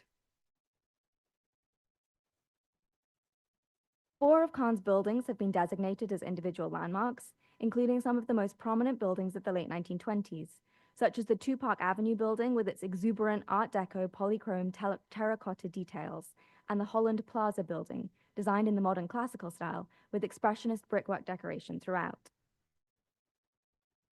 Inspired by his visit to the 1925 International Exhibition of Modern Decorative and Industrial Arts in Paris, Kahn was an enthusiastic proponent of what would become known as the Art Deco style. In keeping with this style, he used rectilinear and curvilinear motifs, patterned brickwork, and decorative cast iron window enfranements in the Lefcourt Clothing Center to create eye-catching geometric ornament across the facade. In the months leading up to the Lefcourt Clothing Center's opening in January 1929, newspapers reported on the swift pace of leasing for the new building, noting that every available space was rented out in advance. Early tenants of the building included many men's and boys' garment manufacturers, such as Cohen and Lang and the firm Rosenthal Ettlinger.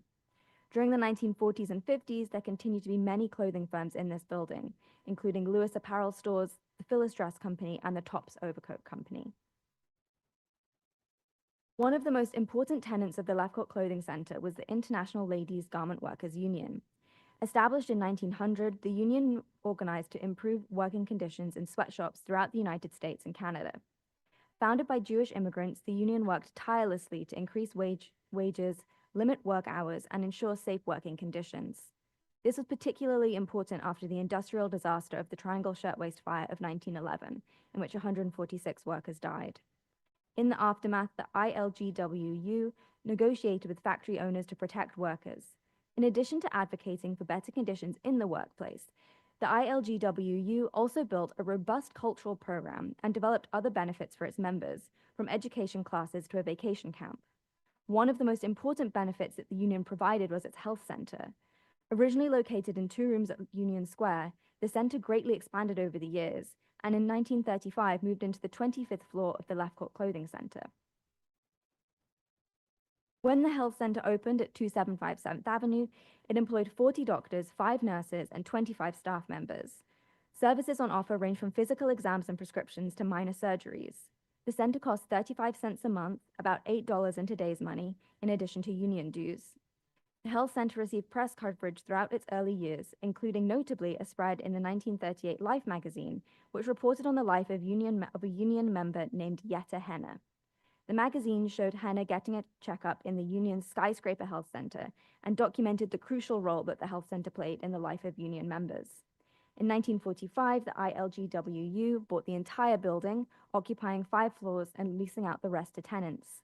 Today, the Lefcourt Clothing Center is still owned by the union, which is now known as Unite Here and represents workers in the garment and hospitality industries.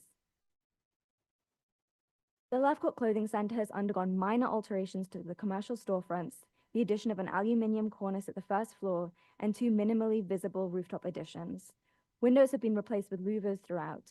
These changes are typical of large buildings in the garment center and do not detract from the striking brickwork and massing of this important skyscraper designed by one of New York's foremost Art Deco architects.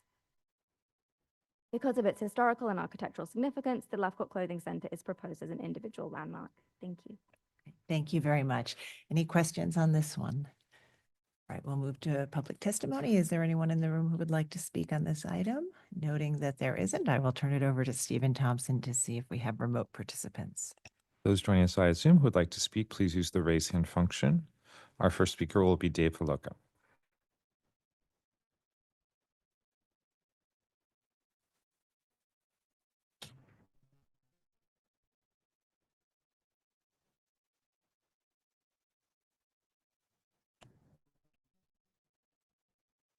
Hello again, Commissioners. Dave Holoka again.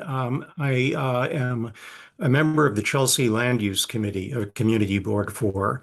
The committee voted last night to strongly support designation of the Lefcourt Clothing Center. According to the Garment District Alliance, by 1910, the garment industry incorporated around 46% of the industrial labor force in the city. Architecture critic Paul Goldberger's description of the garment district as, quote, crucial to the city's identity, highlights the importance of landmark protection for the clothing center. It was commissioned by A.E. Lefcourt, a major builder of the district, and designed by its principal architect, Eli Kahn. The clothing center is contemporaneous with and shares DNA with Kahn's most celebrated building, 2 Park Avenue, an individual landmark. It has a similarly richly textured brick and terracotta facade with a textile quality that is especially appropriate to the garment industry. In the 2006 monograph, Eli Kahn, Beaux-Arts to Modernism in New York, Jules Stern and John A. Stewart wrote that Kahn's characterization of a skyscraper facade as a question of clothing would have resonated with his garment district clients. The authors note that in 1927, the American architectural scene was electric with the spirit of modernism, observing the year was a pivotal one in which Kahn finally relinquished his historic predilections and fully embraced a modern idiom. With Lefcourt Clothing Center, begun at the end of 1927, Kahn turned a corner and never looked back. Long home to the International Ladies Garment Workers Union, which built Penn South, 2 blocks to the west, for its members and their families, the clothing center has a special link not just to the garment district, but much of Chelsea's modern residential development and social history. As requested earlier, CB4 asks the Commission to also consider designation of 425 7th Avenue, the clothing center's neighbor 1 block to the south. This 1910-11 tower by Squires and Wynkoop has a similar historic association with the garment trade and is in remarkably intact condition. Its uniquely flaring monumental terracotta cornice makes it a Chelsea icon. I am also a member of Save Chelsea, which heartily agrees with the testimony of CB4's Chelsea Land Use Committee. Thank you. Our next speaker will be Lucy Levine.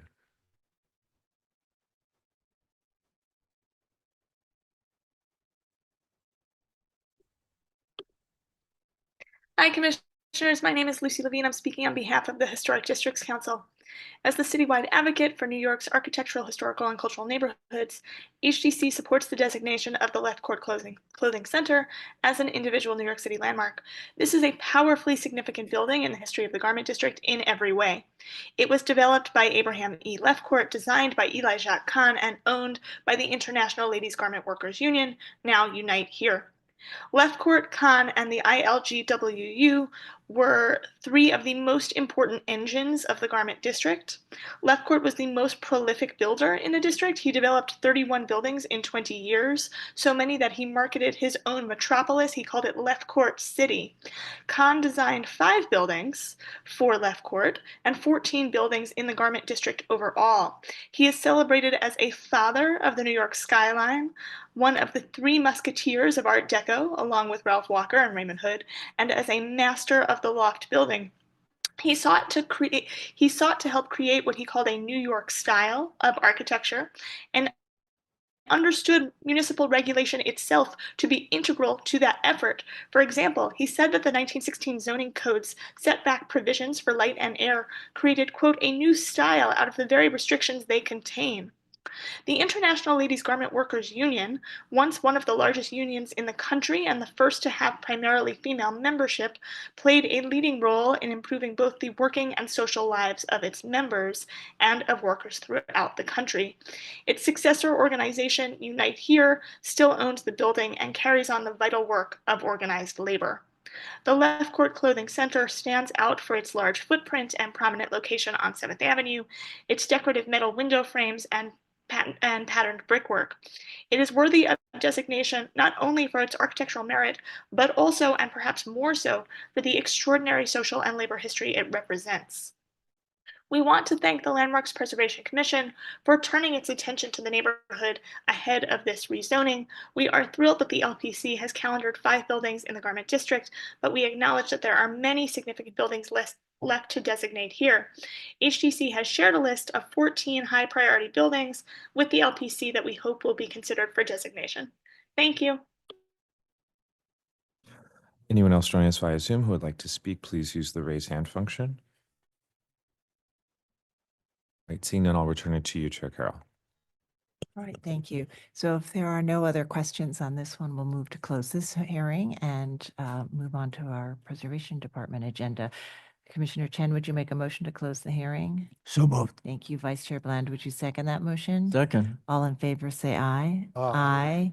Any opposed? All right, this hearing is closed as well, and we will bring these 5 buildings back in the near future for a vote. And we'll now move to our Preservation Department and turn it over to Corey Harala, Director of Preservation. Thank you, Sarah. Good morning, everyone. We'll start today's Preservation Department agenda with a public meeting item.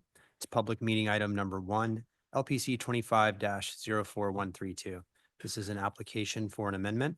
It's in the Borough of Brooklyn, Block 1965, Lot 13. 43 Cambridge Place in the Clinton Hill Historic District. This is an Anglo-Italianate style house built circa 1867. And the application is to amend a prior commission approval to incorporate facade reconstruction, specifically the side facade. The applicant will present the proposal after we open the proceedings. All right, so we'll do that right now. Commissioner Master, would you make a motion to open the proceedings? So moved. Thank you. Commissioner Jefferson, would you second that motion? All in favor, say aye. Aye. Any opposed? All right, the applicant may speak. Hi, my name is Jane Lee. I am the architect for this project. We presented this project back in October of 23. And then, here, let me, up or down? Down?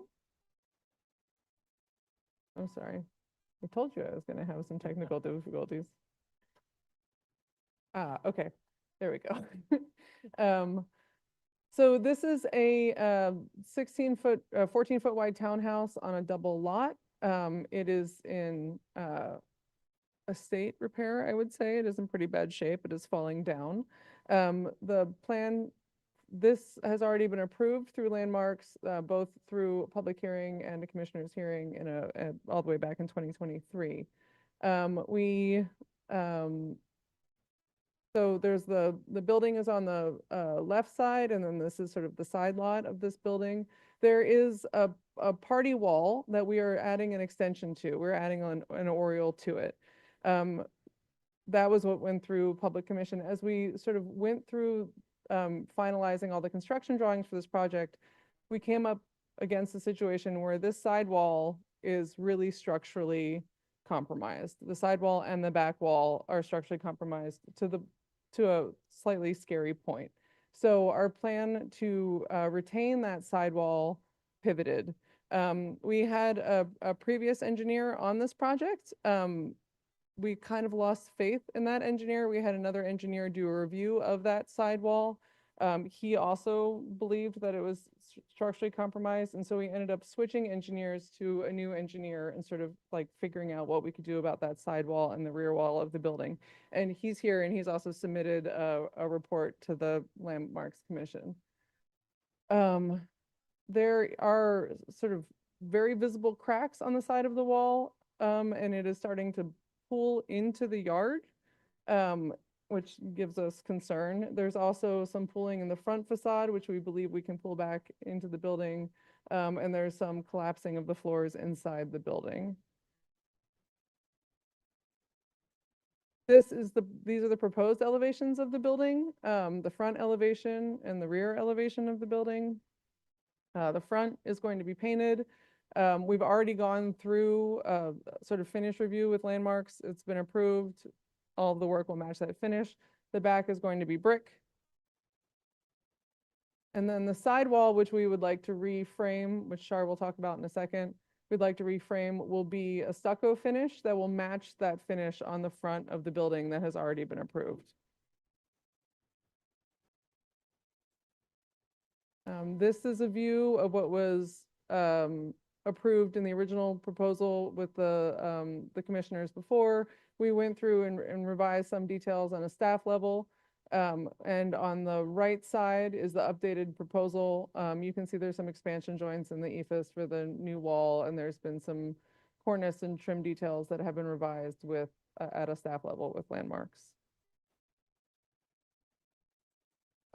This is a structural plan of the building and a wall section showing that now this will be a new stud wall with insulation and the stucco finish on the exterior, other insulation on the inside to meet energy code. And that's all that's changed from a design perspective. I think I can let Shar talk about the sort of structural issues that are present in that wall.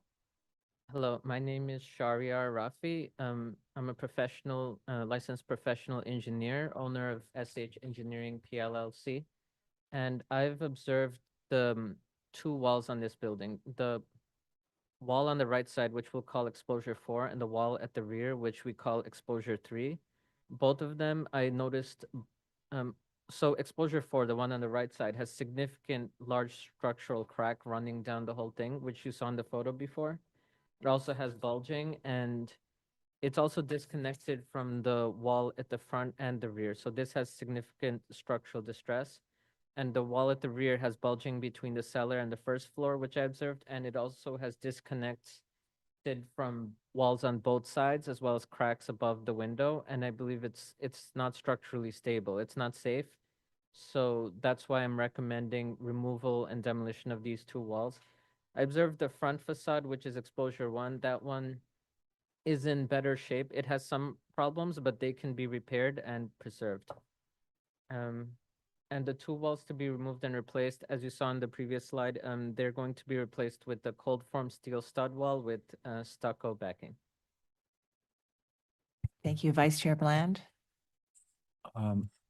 When you remove the wall, obviously the joists are framing into that wall. How do you deal with that? So what we are currently planning to do, we have a phased demolition sequence, which would put a kind of a shoring wall, like a shoring 2x4 studs at 16 inches on center to hold up those joists. So you'll be shoring along the way in a phased manner. Yeah. Yes, correct. Because that's a load-bearing wall, obviously. Yes, correct. We cannot leave a 3-story building unsupported without Right. without a lateral and gravity support. So we have demolition plans that show a phased construction using shoring. And I would think that the buildings department would be all over this one. They'll lose the building easily. Yeah.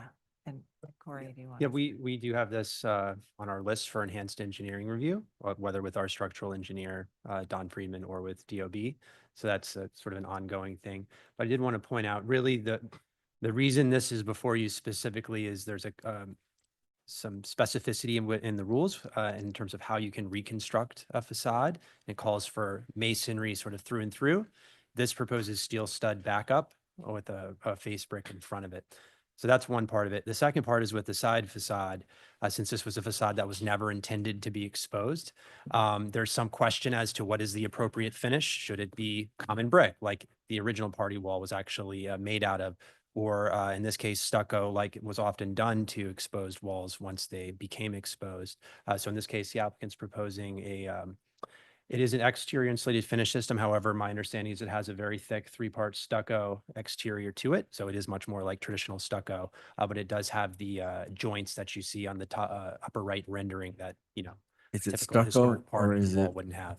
ephes? It is ephes, but it has a stucco 7/8 inch, I think, stucco finish in front of it, which is not something that was always around, but is more common today, and we've approved it on some occasions. All right. Any other questions? Going to move to, no, we don't, actually. This is an amendment, so we don't have any testimony. So if there are no questions, commissioners, we can go ahead and begin our discussion. And this is an amendment to a previous approval. We had the rendering on the left shows what was previously approved, which included the side addition of this bay structure. And the proposal is, as they've been working, they've found the underlying structural issues with the side and rear facade. And so the plan is to reconstruct them with the same appearance that was previously approved. And as Corey just explained, we're looking at this both for the method of construction and sort of the question of, do you return it to stucco on this side wall? So this was a side wall that was never meant to be exposed. And when it was exposed prior to designation with the loss of the building next door, it had a stucco applied to it. And so that's what they're proposing to match. And that is fairly common for exposed sidewalls. So we'll begin our discussion. Commissioner Ginsburg, would you like to start this one? Yeah, I realize that this is necessary given the condition of the existing facade. And it seems reasonable, and the detailing will give you a good energy efficient envelope, which I also appreciate. So I find this appropriate. Commissioner Chen, I agree with Commissioner Ginsburg. Vice Chair Bland, I agree as well. Commissioner Chapin, Yeah, I think this is a minor change, and if anything, it actually presents better. all right, Commissioner Master, Appropriate. Commissioner Jefferson, Commissioner Goldblum. Okay, I think we're all in agreement on this one. Commissioner Ginsburg, would you make the motion? Okay. With regards to LPC 25-04132, 43 Cambridge Place, Clinton Hill Historic District, an Anglo-Italianate style house built circa 1867 application is to amend a prior commission approval to incorporate facade reconstruction. I note that the building style, scale, materials, and details were among the features that contribute to the special architectural and historic character of the Clinton Hill District. I recommend approval, finding that the row house at number 45 was demolished and the party wall at number 43 was exposed prior to designation of the historic district. Therefore, the proposed work at the side facade will not damage or eliminate any significant architectural features, that the existing stucco-clad party wall is in poor condition, therefore reconstruction of the wall is warranted, that the material and finish of the proposed new wall consisting of a 3-part stucco cladding with a tan finish over an insulated metal stud wall will be consistent with the existing visible material and finish at the party wall and will harmonize with the painted stucco finish of the Cambridge Place facade, and that the work will support the long-term preservation of the building. Thank you. Commissioner Chen, would you second that motion? Second.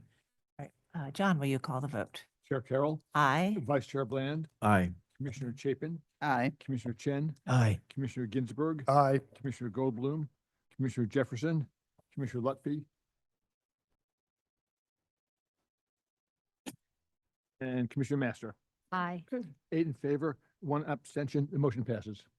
That's approved. Thank you. And we'll now move to our public hearing agenda. Begin with public hearing item number 1, LPC 25-03790, an application for a certificate of appropriateness in the Borough of the Bronx, Block 5832, Lot 4328, 5051 Iselin Avenue in the Fieldston Historic District. This is a colonial revival style house designed by Julius Gregory and built in 1927 to 28. and the application is to install a driveway. Good morning, Commissioners. John Field, Building Studio Architects for the owner of 5051 Iselin Avenue.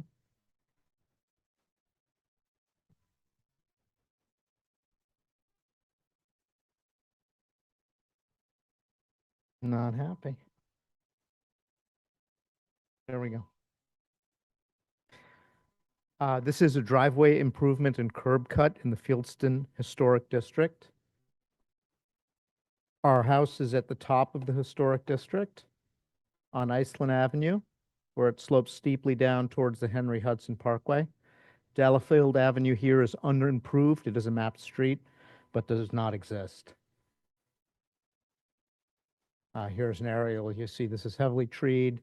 Iselin Avenue here. The orange shows the area of our driveway expansion. The existing driveway is along the eastern property line at the top of the site here. We're proposing a matching cobble and paver extension with grass block and a cut in the existing fieldstone wall and salvage fieldstone returns. This is the view of the existing driveway, existing stone wall down Iselin Avenue. Note there are no sidewalks. It's a heavily pedestrian trafficked thoroughfare down to the bus stops on the highway. This is the driveway to the east. This is our driveway at the east with cobblestone apron and pavers.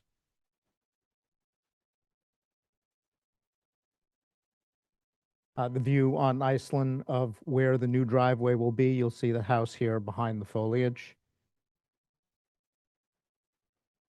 Again, an enlarged site plan view. Note that this is really for visibility and access, turning and exiting. We do have a drivable grass portion here. Our clients did want to maintain grass at the front of this house and continue the pathways or the existing historic pathways across the front yard. Materials, we can look at those a little bit later. Somehow got out of order. Here's the existing driveway, existing stone wall, and an approximation of what the new driveway and curb cut would look like, improving visibility of the house as well. An oblique view again of the driveway with the drivable grass. Other examples in the district, 5001, this is on the same block with pull-through driveways. So this is not terribly unusual in the district. Livingston Avenue, another on Livingston, and on Fieldston Road. Our materials include matching pavers to the existing driveway, the true grid drivable grass paving, salvage fieldstone wall along Iselin Avenue, and a cobble apron. Any questions? Thank you very much. Do we have any questions on this, commissioners? All right, let's see if we have any public testimony. Is there anyone in the room who'd like to speak on this item? Noting that there isn't, I will turn it over to Stephen Thompson to see if we have any remote participants. Anyone joining us via Zoom who wishes to speak, please use the raise hand function.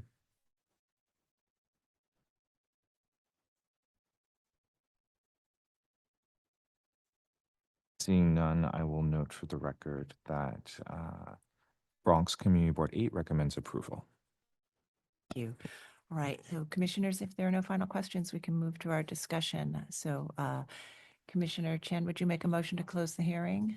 So moved. Thank you. Vice Chair Bland, would you second that motion? Second. All in favor, say aye. Aye. Any opposed? Okay, so, and I just want to note before we move to our discussion that Commissioner Goldblum is recused on this item and has not been present for the presentation. And we'll begin this discussion on this proposal to modify and create a new driveway onto Iselin Avenue, and using materials similar to what is already there. And the applicant has shown other examples with curved driveways with two entrances. Commissioner Master, would you start this one for us? Sure. Yeah, I think this is appropriate. I think that the new curb cut entrance is mostly hidden by a lot of the trees that are there. And I think that the gray concrete pavers are appropriate. I also would note that I think that these these driveways with the two entrances are important for safety reasons. I think it's much easier to pull in and out, especially since you have a busy road there. And they've also shown that these, the circular driveways or the two-way driveways are also common in this historic district. So I can find this appropriate. Thank you. Commissioner Jefferson. Right, Commissioner Ginsburg, Appropriate. Commissioner Chen, Same here. I agree. Commissioner That's Chapin, fine. Commissioner Lefty. Okay, so we'll go ahead and make that motion. Commissioner Master. In the matter of LPC-25-03790, 5051 Iselin Avenue in the Fieldston Historic District, a colonial revival style house designed by Julius Gregory and built in 1927-28, application is to install a driveway.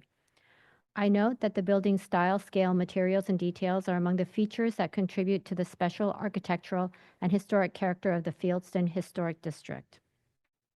I recommend approval, finding that the construction of the new driveway will not cause damage to any significant landscape features, that the proposed extension of the driveway into the front yard will be mostly screened from the street by existing year-round vegetation, that the irregular plan of the new driveway is in keeping with the informal, naturalistic landscape that characterizes the district, that the proposed gray concrete pavers have the appearance of Belgian block, a common driveway paving material in this district, that the use of permeable plastic grids which allow grass to grow through them and conceal them at a portion of the driveway will minimize the apparent width of the driveway, that historic houses with driveways in the front yard are found throughout the historic district, and that the proposed work will not detract from the special historic and architectural character of the house or the historic district.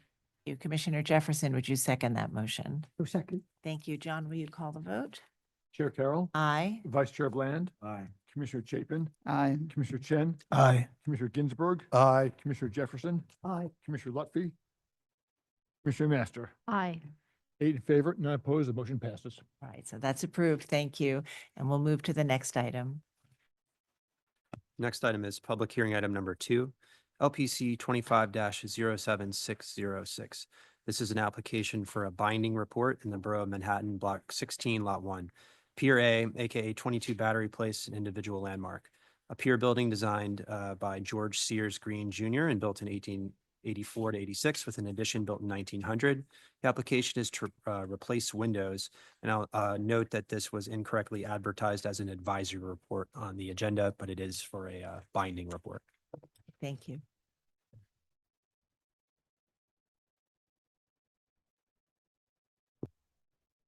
Good morning, Commissioners. My name is Edith Altamiranda, Senior Project Architect from H2M Architects and engineers representing our client, Battery Park City Authority.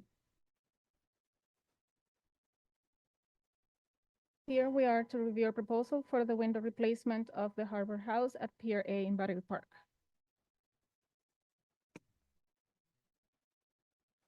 Vacant since 2020, Pier A Harbor House is located at north of Battery Park over the Hudson River. It was built in 1886 for the Department of Docks and the Harbor Police Department and designated a landmark designation, and it was designated a landmark in 1977.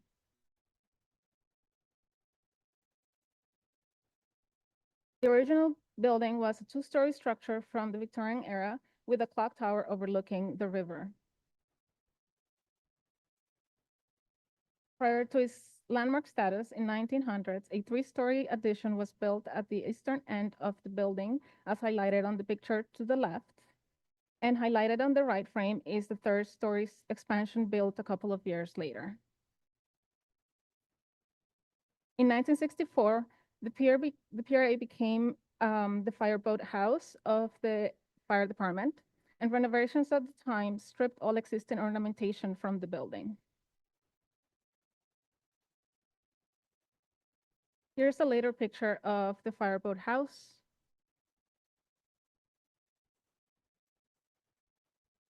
Revitalization of the building started to take place around 1998 with the Landmarks Department inside, recreating all previously removed ornamentation and modifying selected ground floor window openings to adapt to new uses.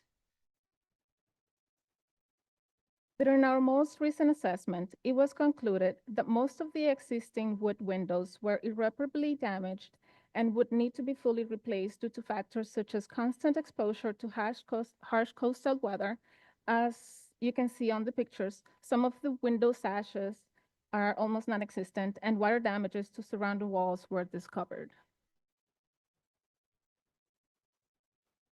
Recognizing the importance of this landmark, its historical significance and resiliency, we firmly believe that proposing to use aluminum-clad wood windows instead of traditional wood windows, at the exterior only that is, will ensure longevity and ease of maintenance without sacrificing its historical character. The new windows will match the color of existing metal trims, and the profile will closely resemble the current design, maintaining the existing window proportions of both exteriors and interiors. Here is a detailed comparison of, for reference, both in elevation and sections.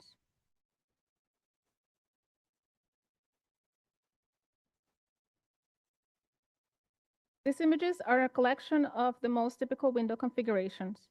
We are proposing for all the existing metal trims to be carefully removed and reinstalled after the new window installation is done. All existing configurations and profile will remain the same.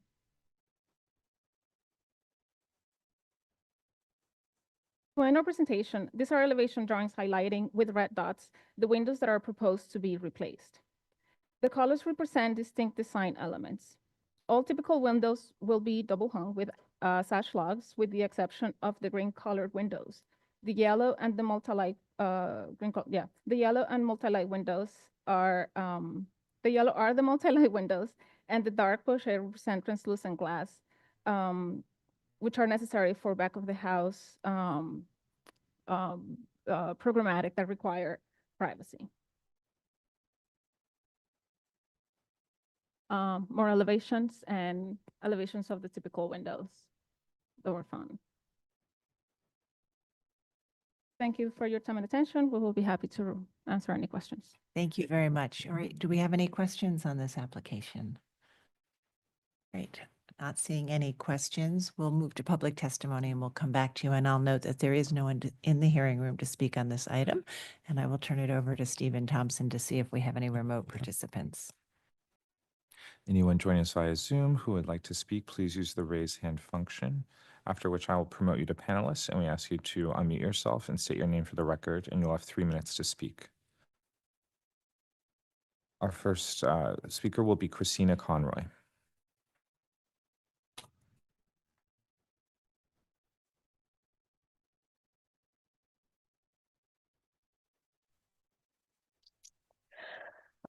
Good morning, Commissioners. I'm Christina Conroy for the Victorian Society, New York.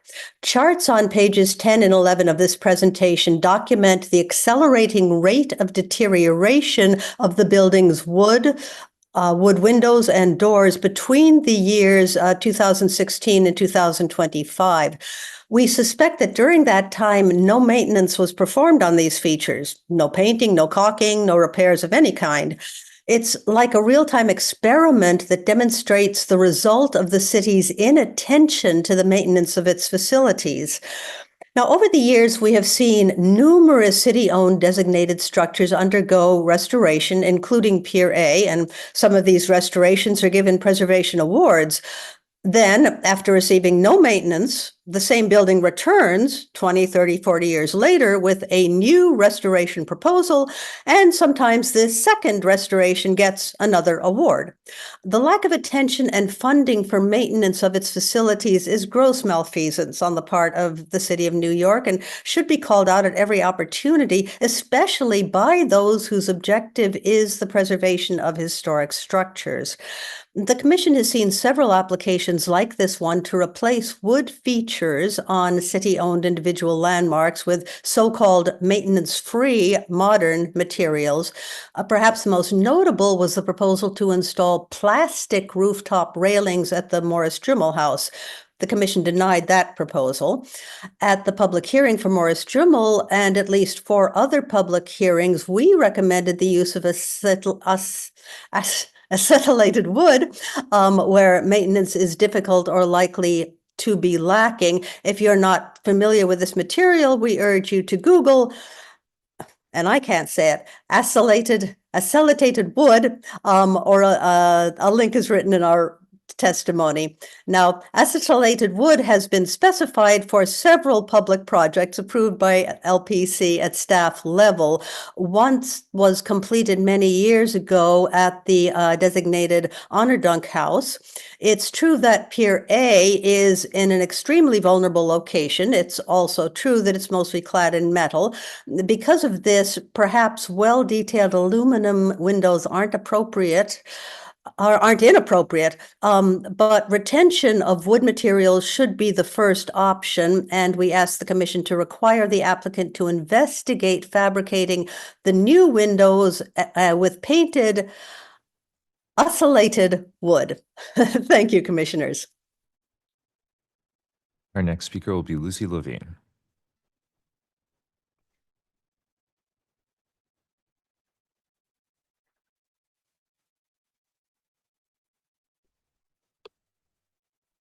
Hi, Commissioners. My name is Lucy Levine. I'm speaking on behalf of the Historic Districts Council.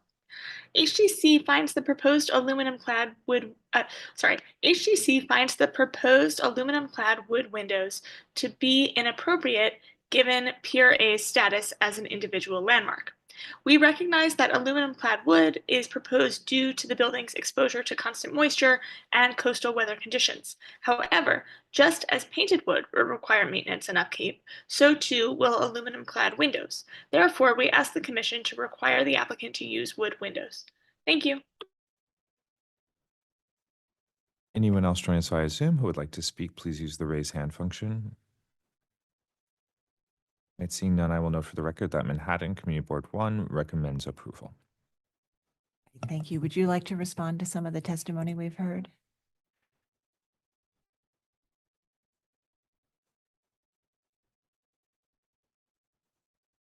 Good morning, everyone. My name is Dan Dixon. I'm the Director of Planning and Design at Battery Park City Authority.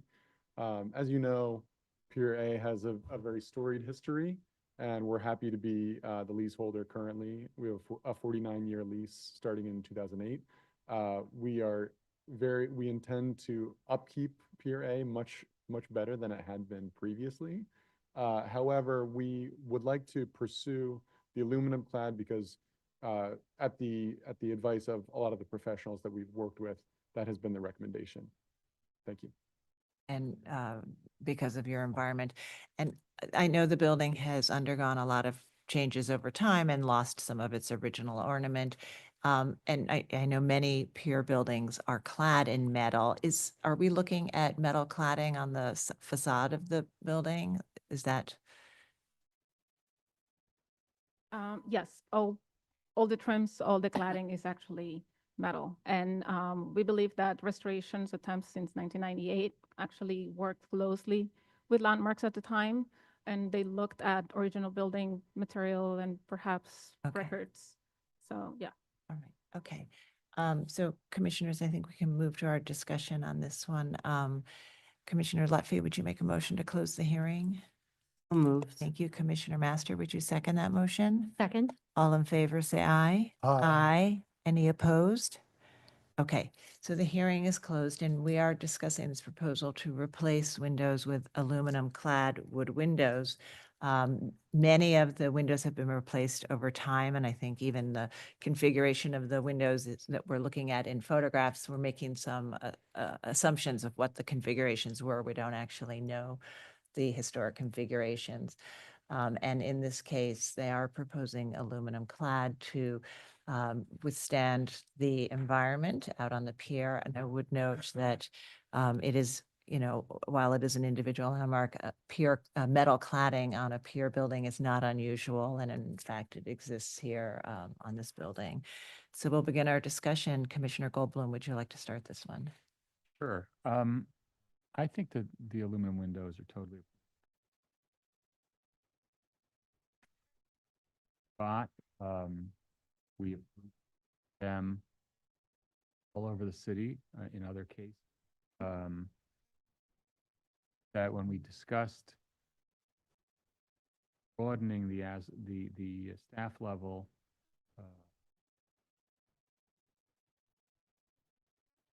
clad wood windows, specifically discussed the idea that staff level approval permission would be limited to cases where the windows themselves were important, decorative or unusual in distinctive, and I don't think that's the case here. So I think that by any metric, Victorian Society's noting of acetylated windows is interesting. I'm not too. I know that it's used for side trim, but I'm not sure. I know if it's used for windows, and I certainly don't know if it has the track record of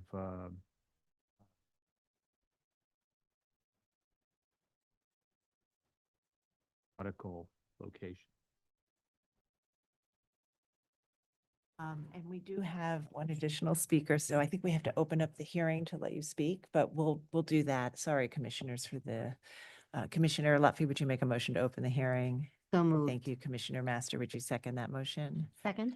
All right, all in favor, say aye. Aye. Aye. Any opposed? Okay, go ahead, Andrea. Apologies for that. Still getting used to the new location and everything in between. Anyway, good day, Chair Carroll and Commissioners. I'm Andrea Goldwyn speaking on behalf of the New York Landmarks Conservancy. The Conservancy has significant concerns about this proposal and the overall condition of Pier A. We have a long history with this building. When Pier A was threatened with demolition by the Battery Park City Authority to make way for landfill many years ago, we came to the rescue. In 1975, we advocated for landmark designation and got the 1886 fireboat station listed on the National Register. These actions enabled a federal grant matched by funding from New York State for preparation of a historic structures report. In 2014, on the other hand, we were thrilled to present BPCA with a Moses Award for the successful restoration and reuse project, and we see it every single day looking out our office windows. Today's proposal presents several questions. Is it appropriate to replace existing wood windows with aluminum-clad wood windows? Should the windows even be replaced? The presentation shows severe deterioration, but is this the condition at every window, and should a restoration approach be considered? Have some windows already been replaced? As I said, we literally look out onto Pier A every day, and apologies if this has already come up, and we watch the removal of some windows, although it's not clear what was installed. Outside of today's issue, what's the maintenance strategy for this landmark? The presentation notes deterioration at the windows has been visible and increasing for 10 years. If they're now in such poor condition that replacement really is the only option, maybe they should have been repaired previously. And going forward, what's the maintenance plan? Pier A should be a preservation success story. It's eye-catching and picturesque, and a connection to the history of this section of Lower Manhattan. The city has already made significant investments, and as we know, there was a lively restaurant and even a public center for local history, which we were happy to partake in as much as we could. Therefore, we call on the Commission today to ensure that the right steps are taken now to allow Pier A to thrive, and we ask the city to continue to uphold its responsibilities to this landmark. Apologies again, and thank you for the opportunity to express the Conservancy's views. Great, thank you very much. And I think before you came in, we had testimony and we had the applicants respond. And I think they explained in terms of maintenance going forward that they are, this is a new a 40-year lease and that they intend to have a maintenance plan that is very robust, and it will be a separate maintenance plan from the previous city structure. Okay, and I think we also discussed the fact that the majority of these windows are modern replacement windows. Okay, Commissioner Ginsburg, sorry, we need to close the hearing again. Commissioner Chapin, would you make a motion to close the So hearing? moved. Thank you. Vice Chair Bland, would you second that motion? Second. All in favor, say aye. Aye. Aye. Any opposed? Okay, hearing is closed and we'll resume our conversation. Commissioner Ginsburg. I discussion. agree with Commissioner Goldblum, appropriate. I would also note from experience with aluminum clad windows, in 35 years, they haven't needed any maintenance. So although eventually they may need maintenance, it is a much lower maintenance. And given the severe conditions, I think this makes sense. All right, Commissioner Chen. I'm agree with the commissioners. However, I'm glad to hear that there'll be a maintenance plan. I hope that the Battery Park City carefully monitors. This is such an iconic building. And as Commissioner Goldblum accurately stated, it's in a very harsh location, the salt and from the seawater. And so I think it is appropriate. Vice Chair Bland. I certainly agree. Anecdotally, I will also say that I replaced rotting wood windows on my own house with wood clad with aluminum, emphasizing the wood aspect of this aluminum cladding system.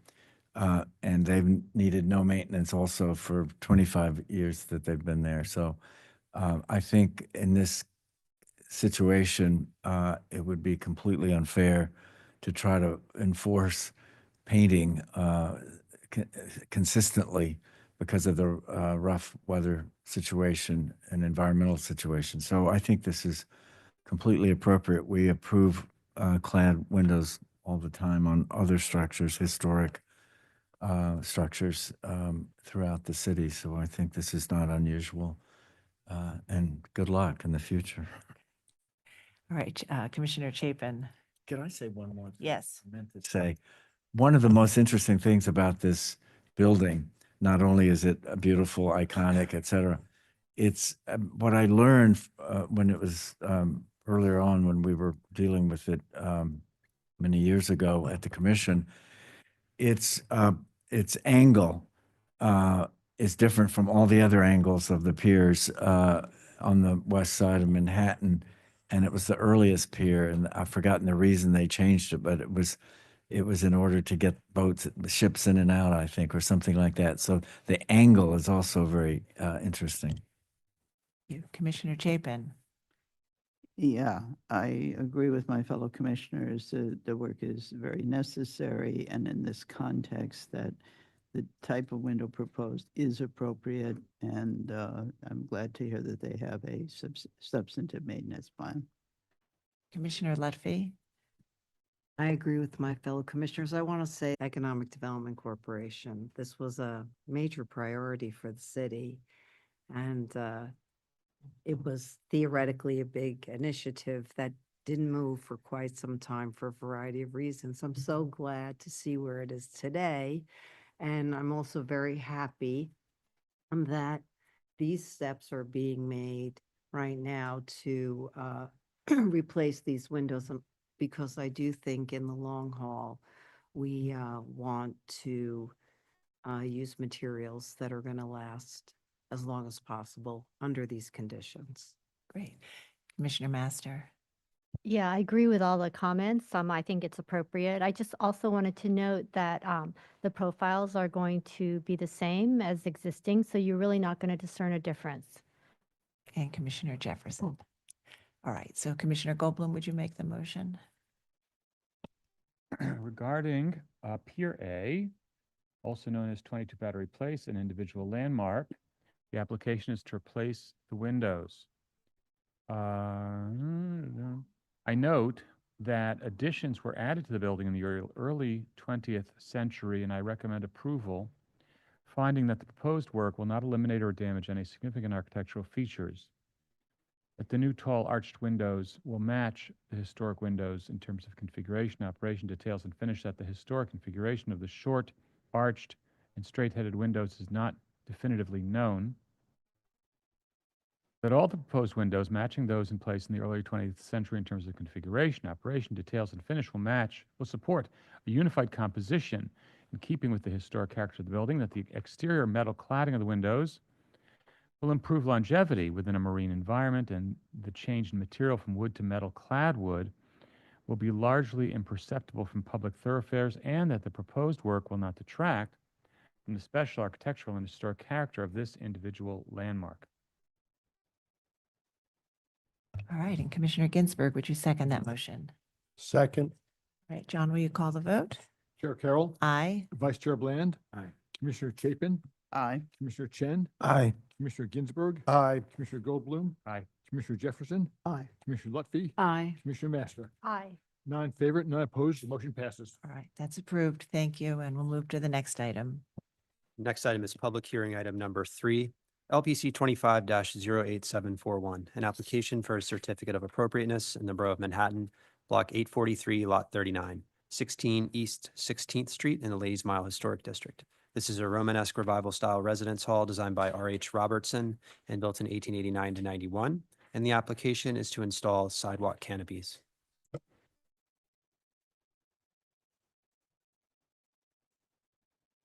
Good afternoon. Todd Poisson, partner at BKSK Architects. With me is Dylan Desiante, project manager at BKSK. We're here to request a second sidewalk canopy at 16 East 16th Street. How do you? There we go. Sorry. Okay, 16 East 16th Street is located in the southeastern corner of Ladies Mile Historic District. The original building was designed in 1891 by R.H. Robertson in a Romanesque revival style for the Margaret Louisa Home, a residence hall for the YWCA located behind it on 15th Street. The first color image on the left is our rendering that you last saw us in 2020, the approved design to restore the street-facing facade, recreate and restore the ground floor stone facade, and add a rooftop addition, a contemporary rooftop addition. The middle color image is a photograph currently. We are very proud of how it turned out. Recently awarded a Lucy Moses Award for the ground floor, in fact.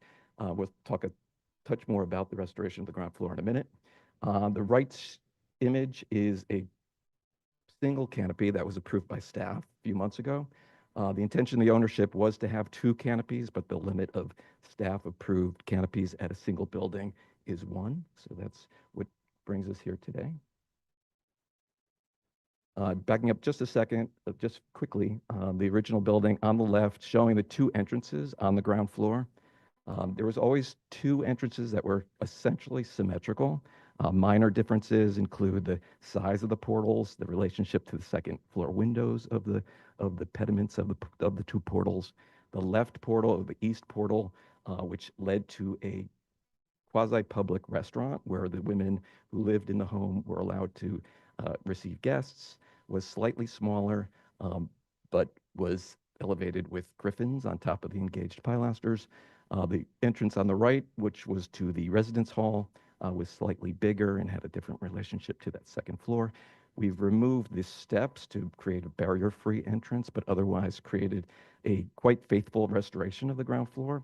The middle image is what we found in what you saw last when we were here in 2019, 2020. The right side image again is the restored ground floor. We had just a fantastic time with the craftsmen from Traditional Cut Stone up in Ontario to create this ground floor. The plans for the 2 entrances, historic plan on the upper plan, the current plan, lower plan. Red walls are just the restored, kind of kept walls from the original structure. In both cases, yellow, bright yellow is the entrance to the more restricted or private entrance, historically to the residence hall, now to the hotel. The blue, the light blue sequence to the dark blue is in the historic plan, the restaurant entrance.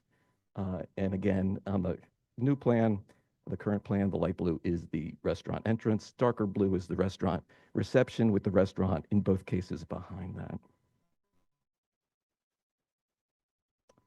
The approved canopy by staff on the left, now coming back for a second canopy, kind of to rebalance the facade again, with the two entrances that were essentially symmetrical and had kind of equal weight historically. We'd like to kind of equalize that now. Also updating the color that we're requesting into this matte burgundy canvas. Just zooming into that, the matte burgundy canvas would be stenciled, as you see, with the graphics and lettering. Otherwise following DOT and LPC guidelines for the barrel vaulted canvas canopies on lightweight aluminum. There's planned section elevations and sections of the new proposed canopy on the left and the previously approved canopy on the right. The relationship of the aluminum frame, the lightweight aluminum frame, would be anchored to the new stone portal on the left, as it is approved to be on the right, with 5 bolts in joints of the new restored stonework on the underbelly of the right side, the western portal. Sorry, the eastern portal for the second one. This is just the approved version of the western one. And then just finally, just other canopies in the district, especially the upper right.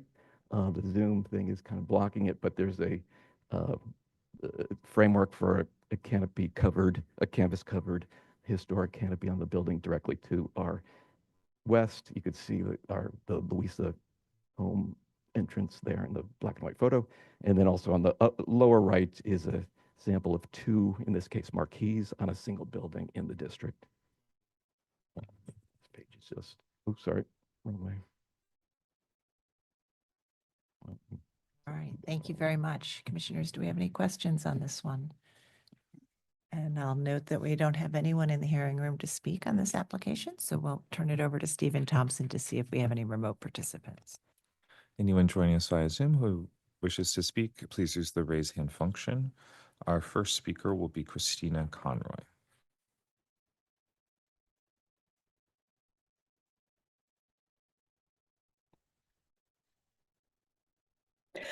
Good afternoon, Commissioners. I'm Christina Conroy for the Victorian Society.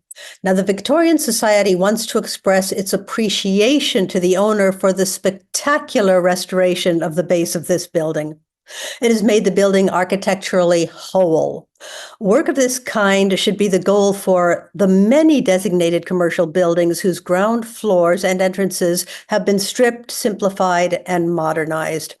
We support the proposed canopies. They fit the openings and are of traditional materials and design, maintain the building's symmetry, and don't overly obscure its architectural features. Similar canopies were found historically at entrances to hotels and restaurants. They are therefore appropriate. Thank you, Commissioners. Thank you. Anyone else joining us via Zoom who wishes to speak, please use the raise hand function.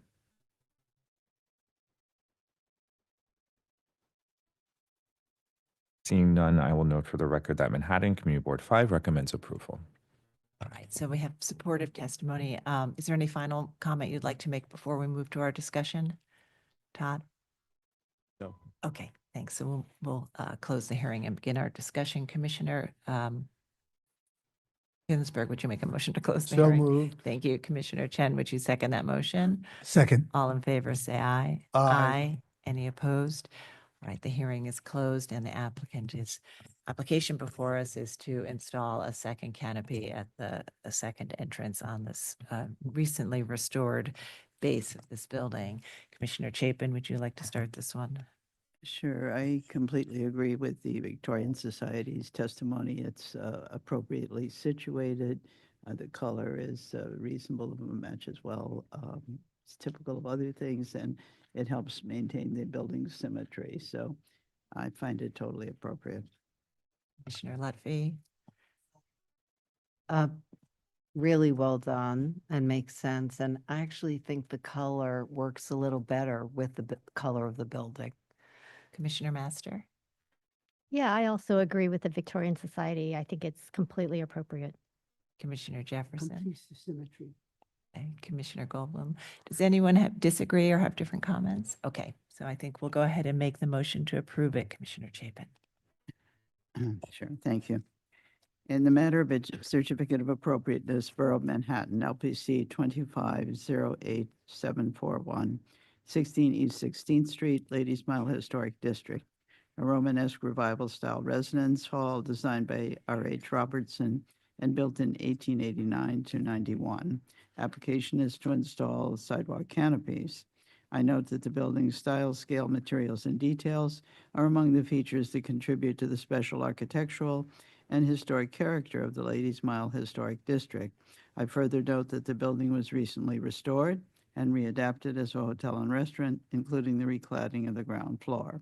I recommend approval, finding that the work will not damage, eliminate, or obscure any significant architectural features, that the building is located on a busy commercial thoroughfare where other sidewalk canopies exist, that the building currently operates as a hotel and restaurant with two separate symmetrical and prominent entrances within a robust masonry base, and that the presence of two canopies will not overwhelm the ground floor of the building, that the arched canopy will match the previously approved canopy at the western entrance and will fit neatly within the masonry opening, and its size, design, and materials will be typical of other canopies found elsewhere within the historic district, and that the work will not detract from the special architectural or historic character of the building or historic district.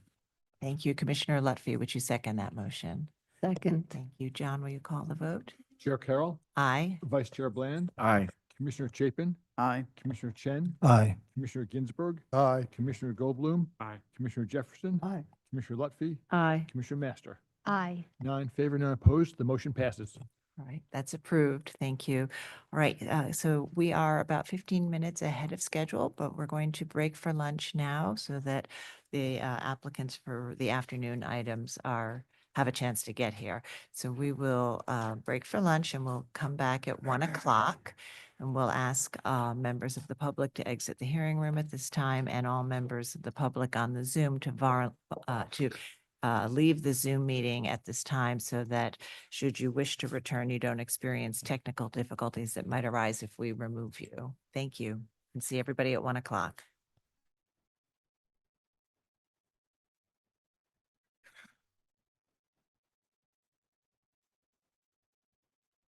Doko Momo US, would you please leave the Zoom so that you might be able to rejoin after?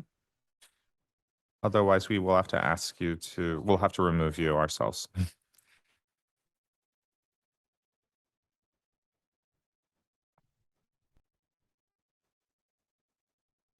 right, Doko Momo, you will not be able to rejoin the webinar after you're removed.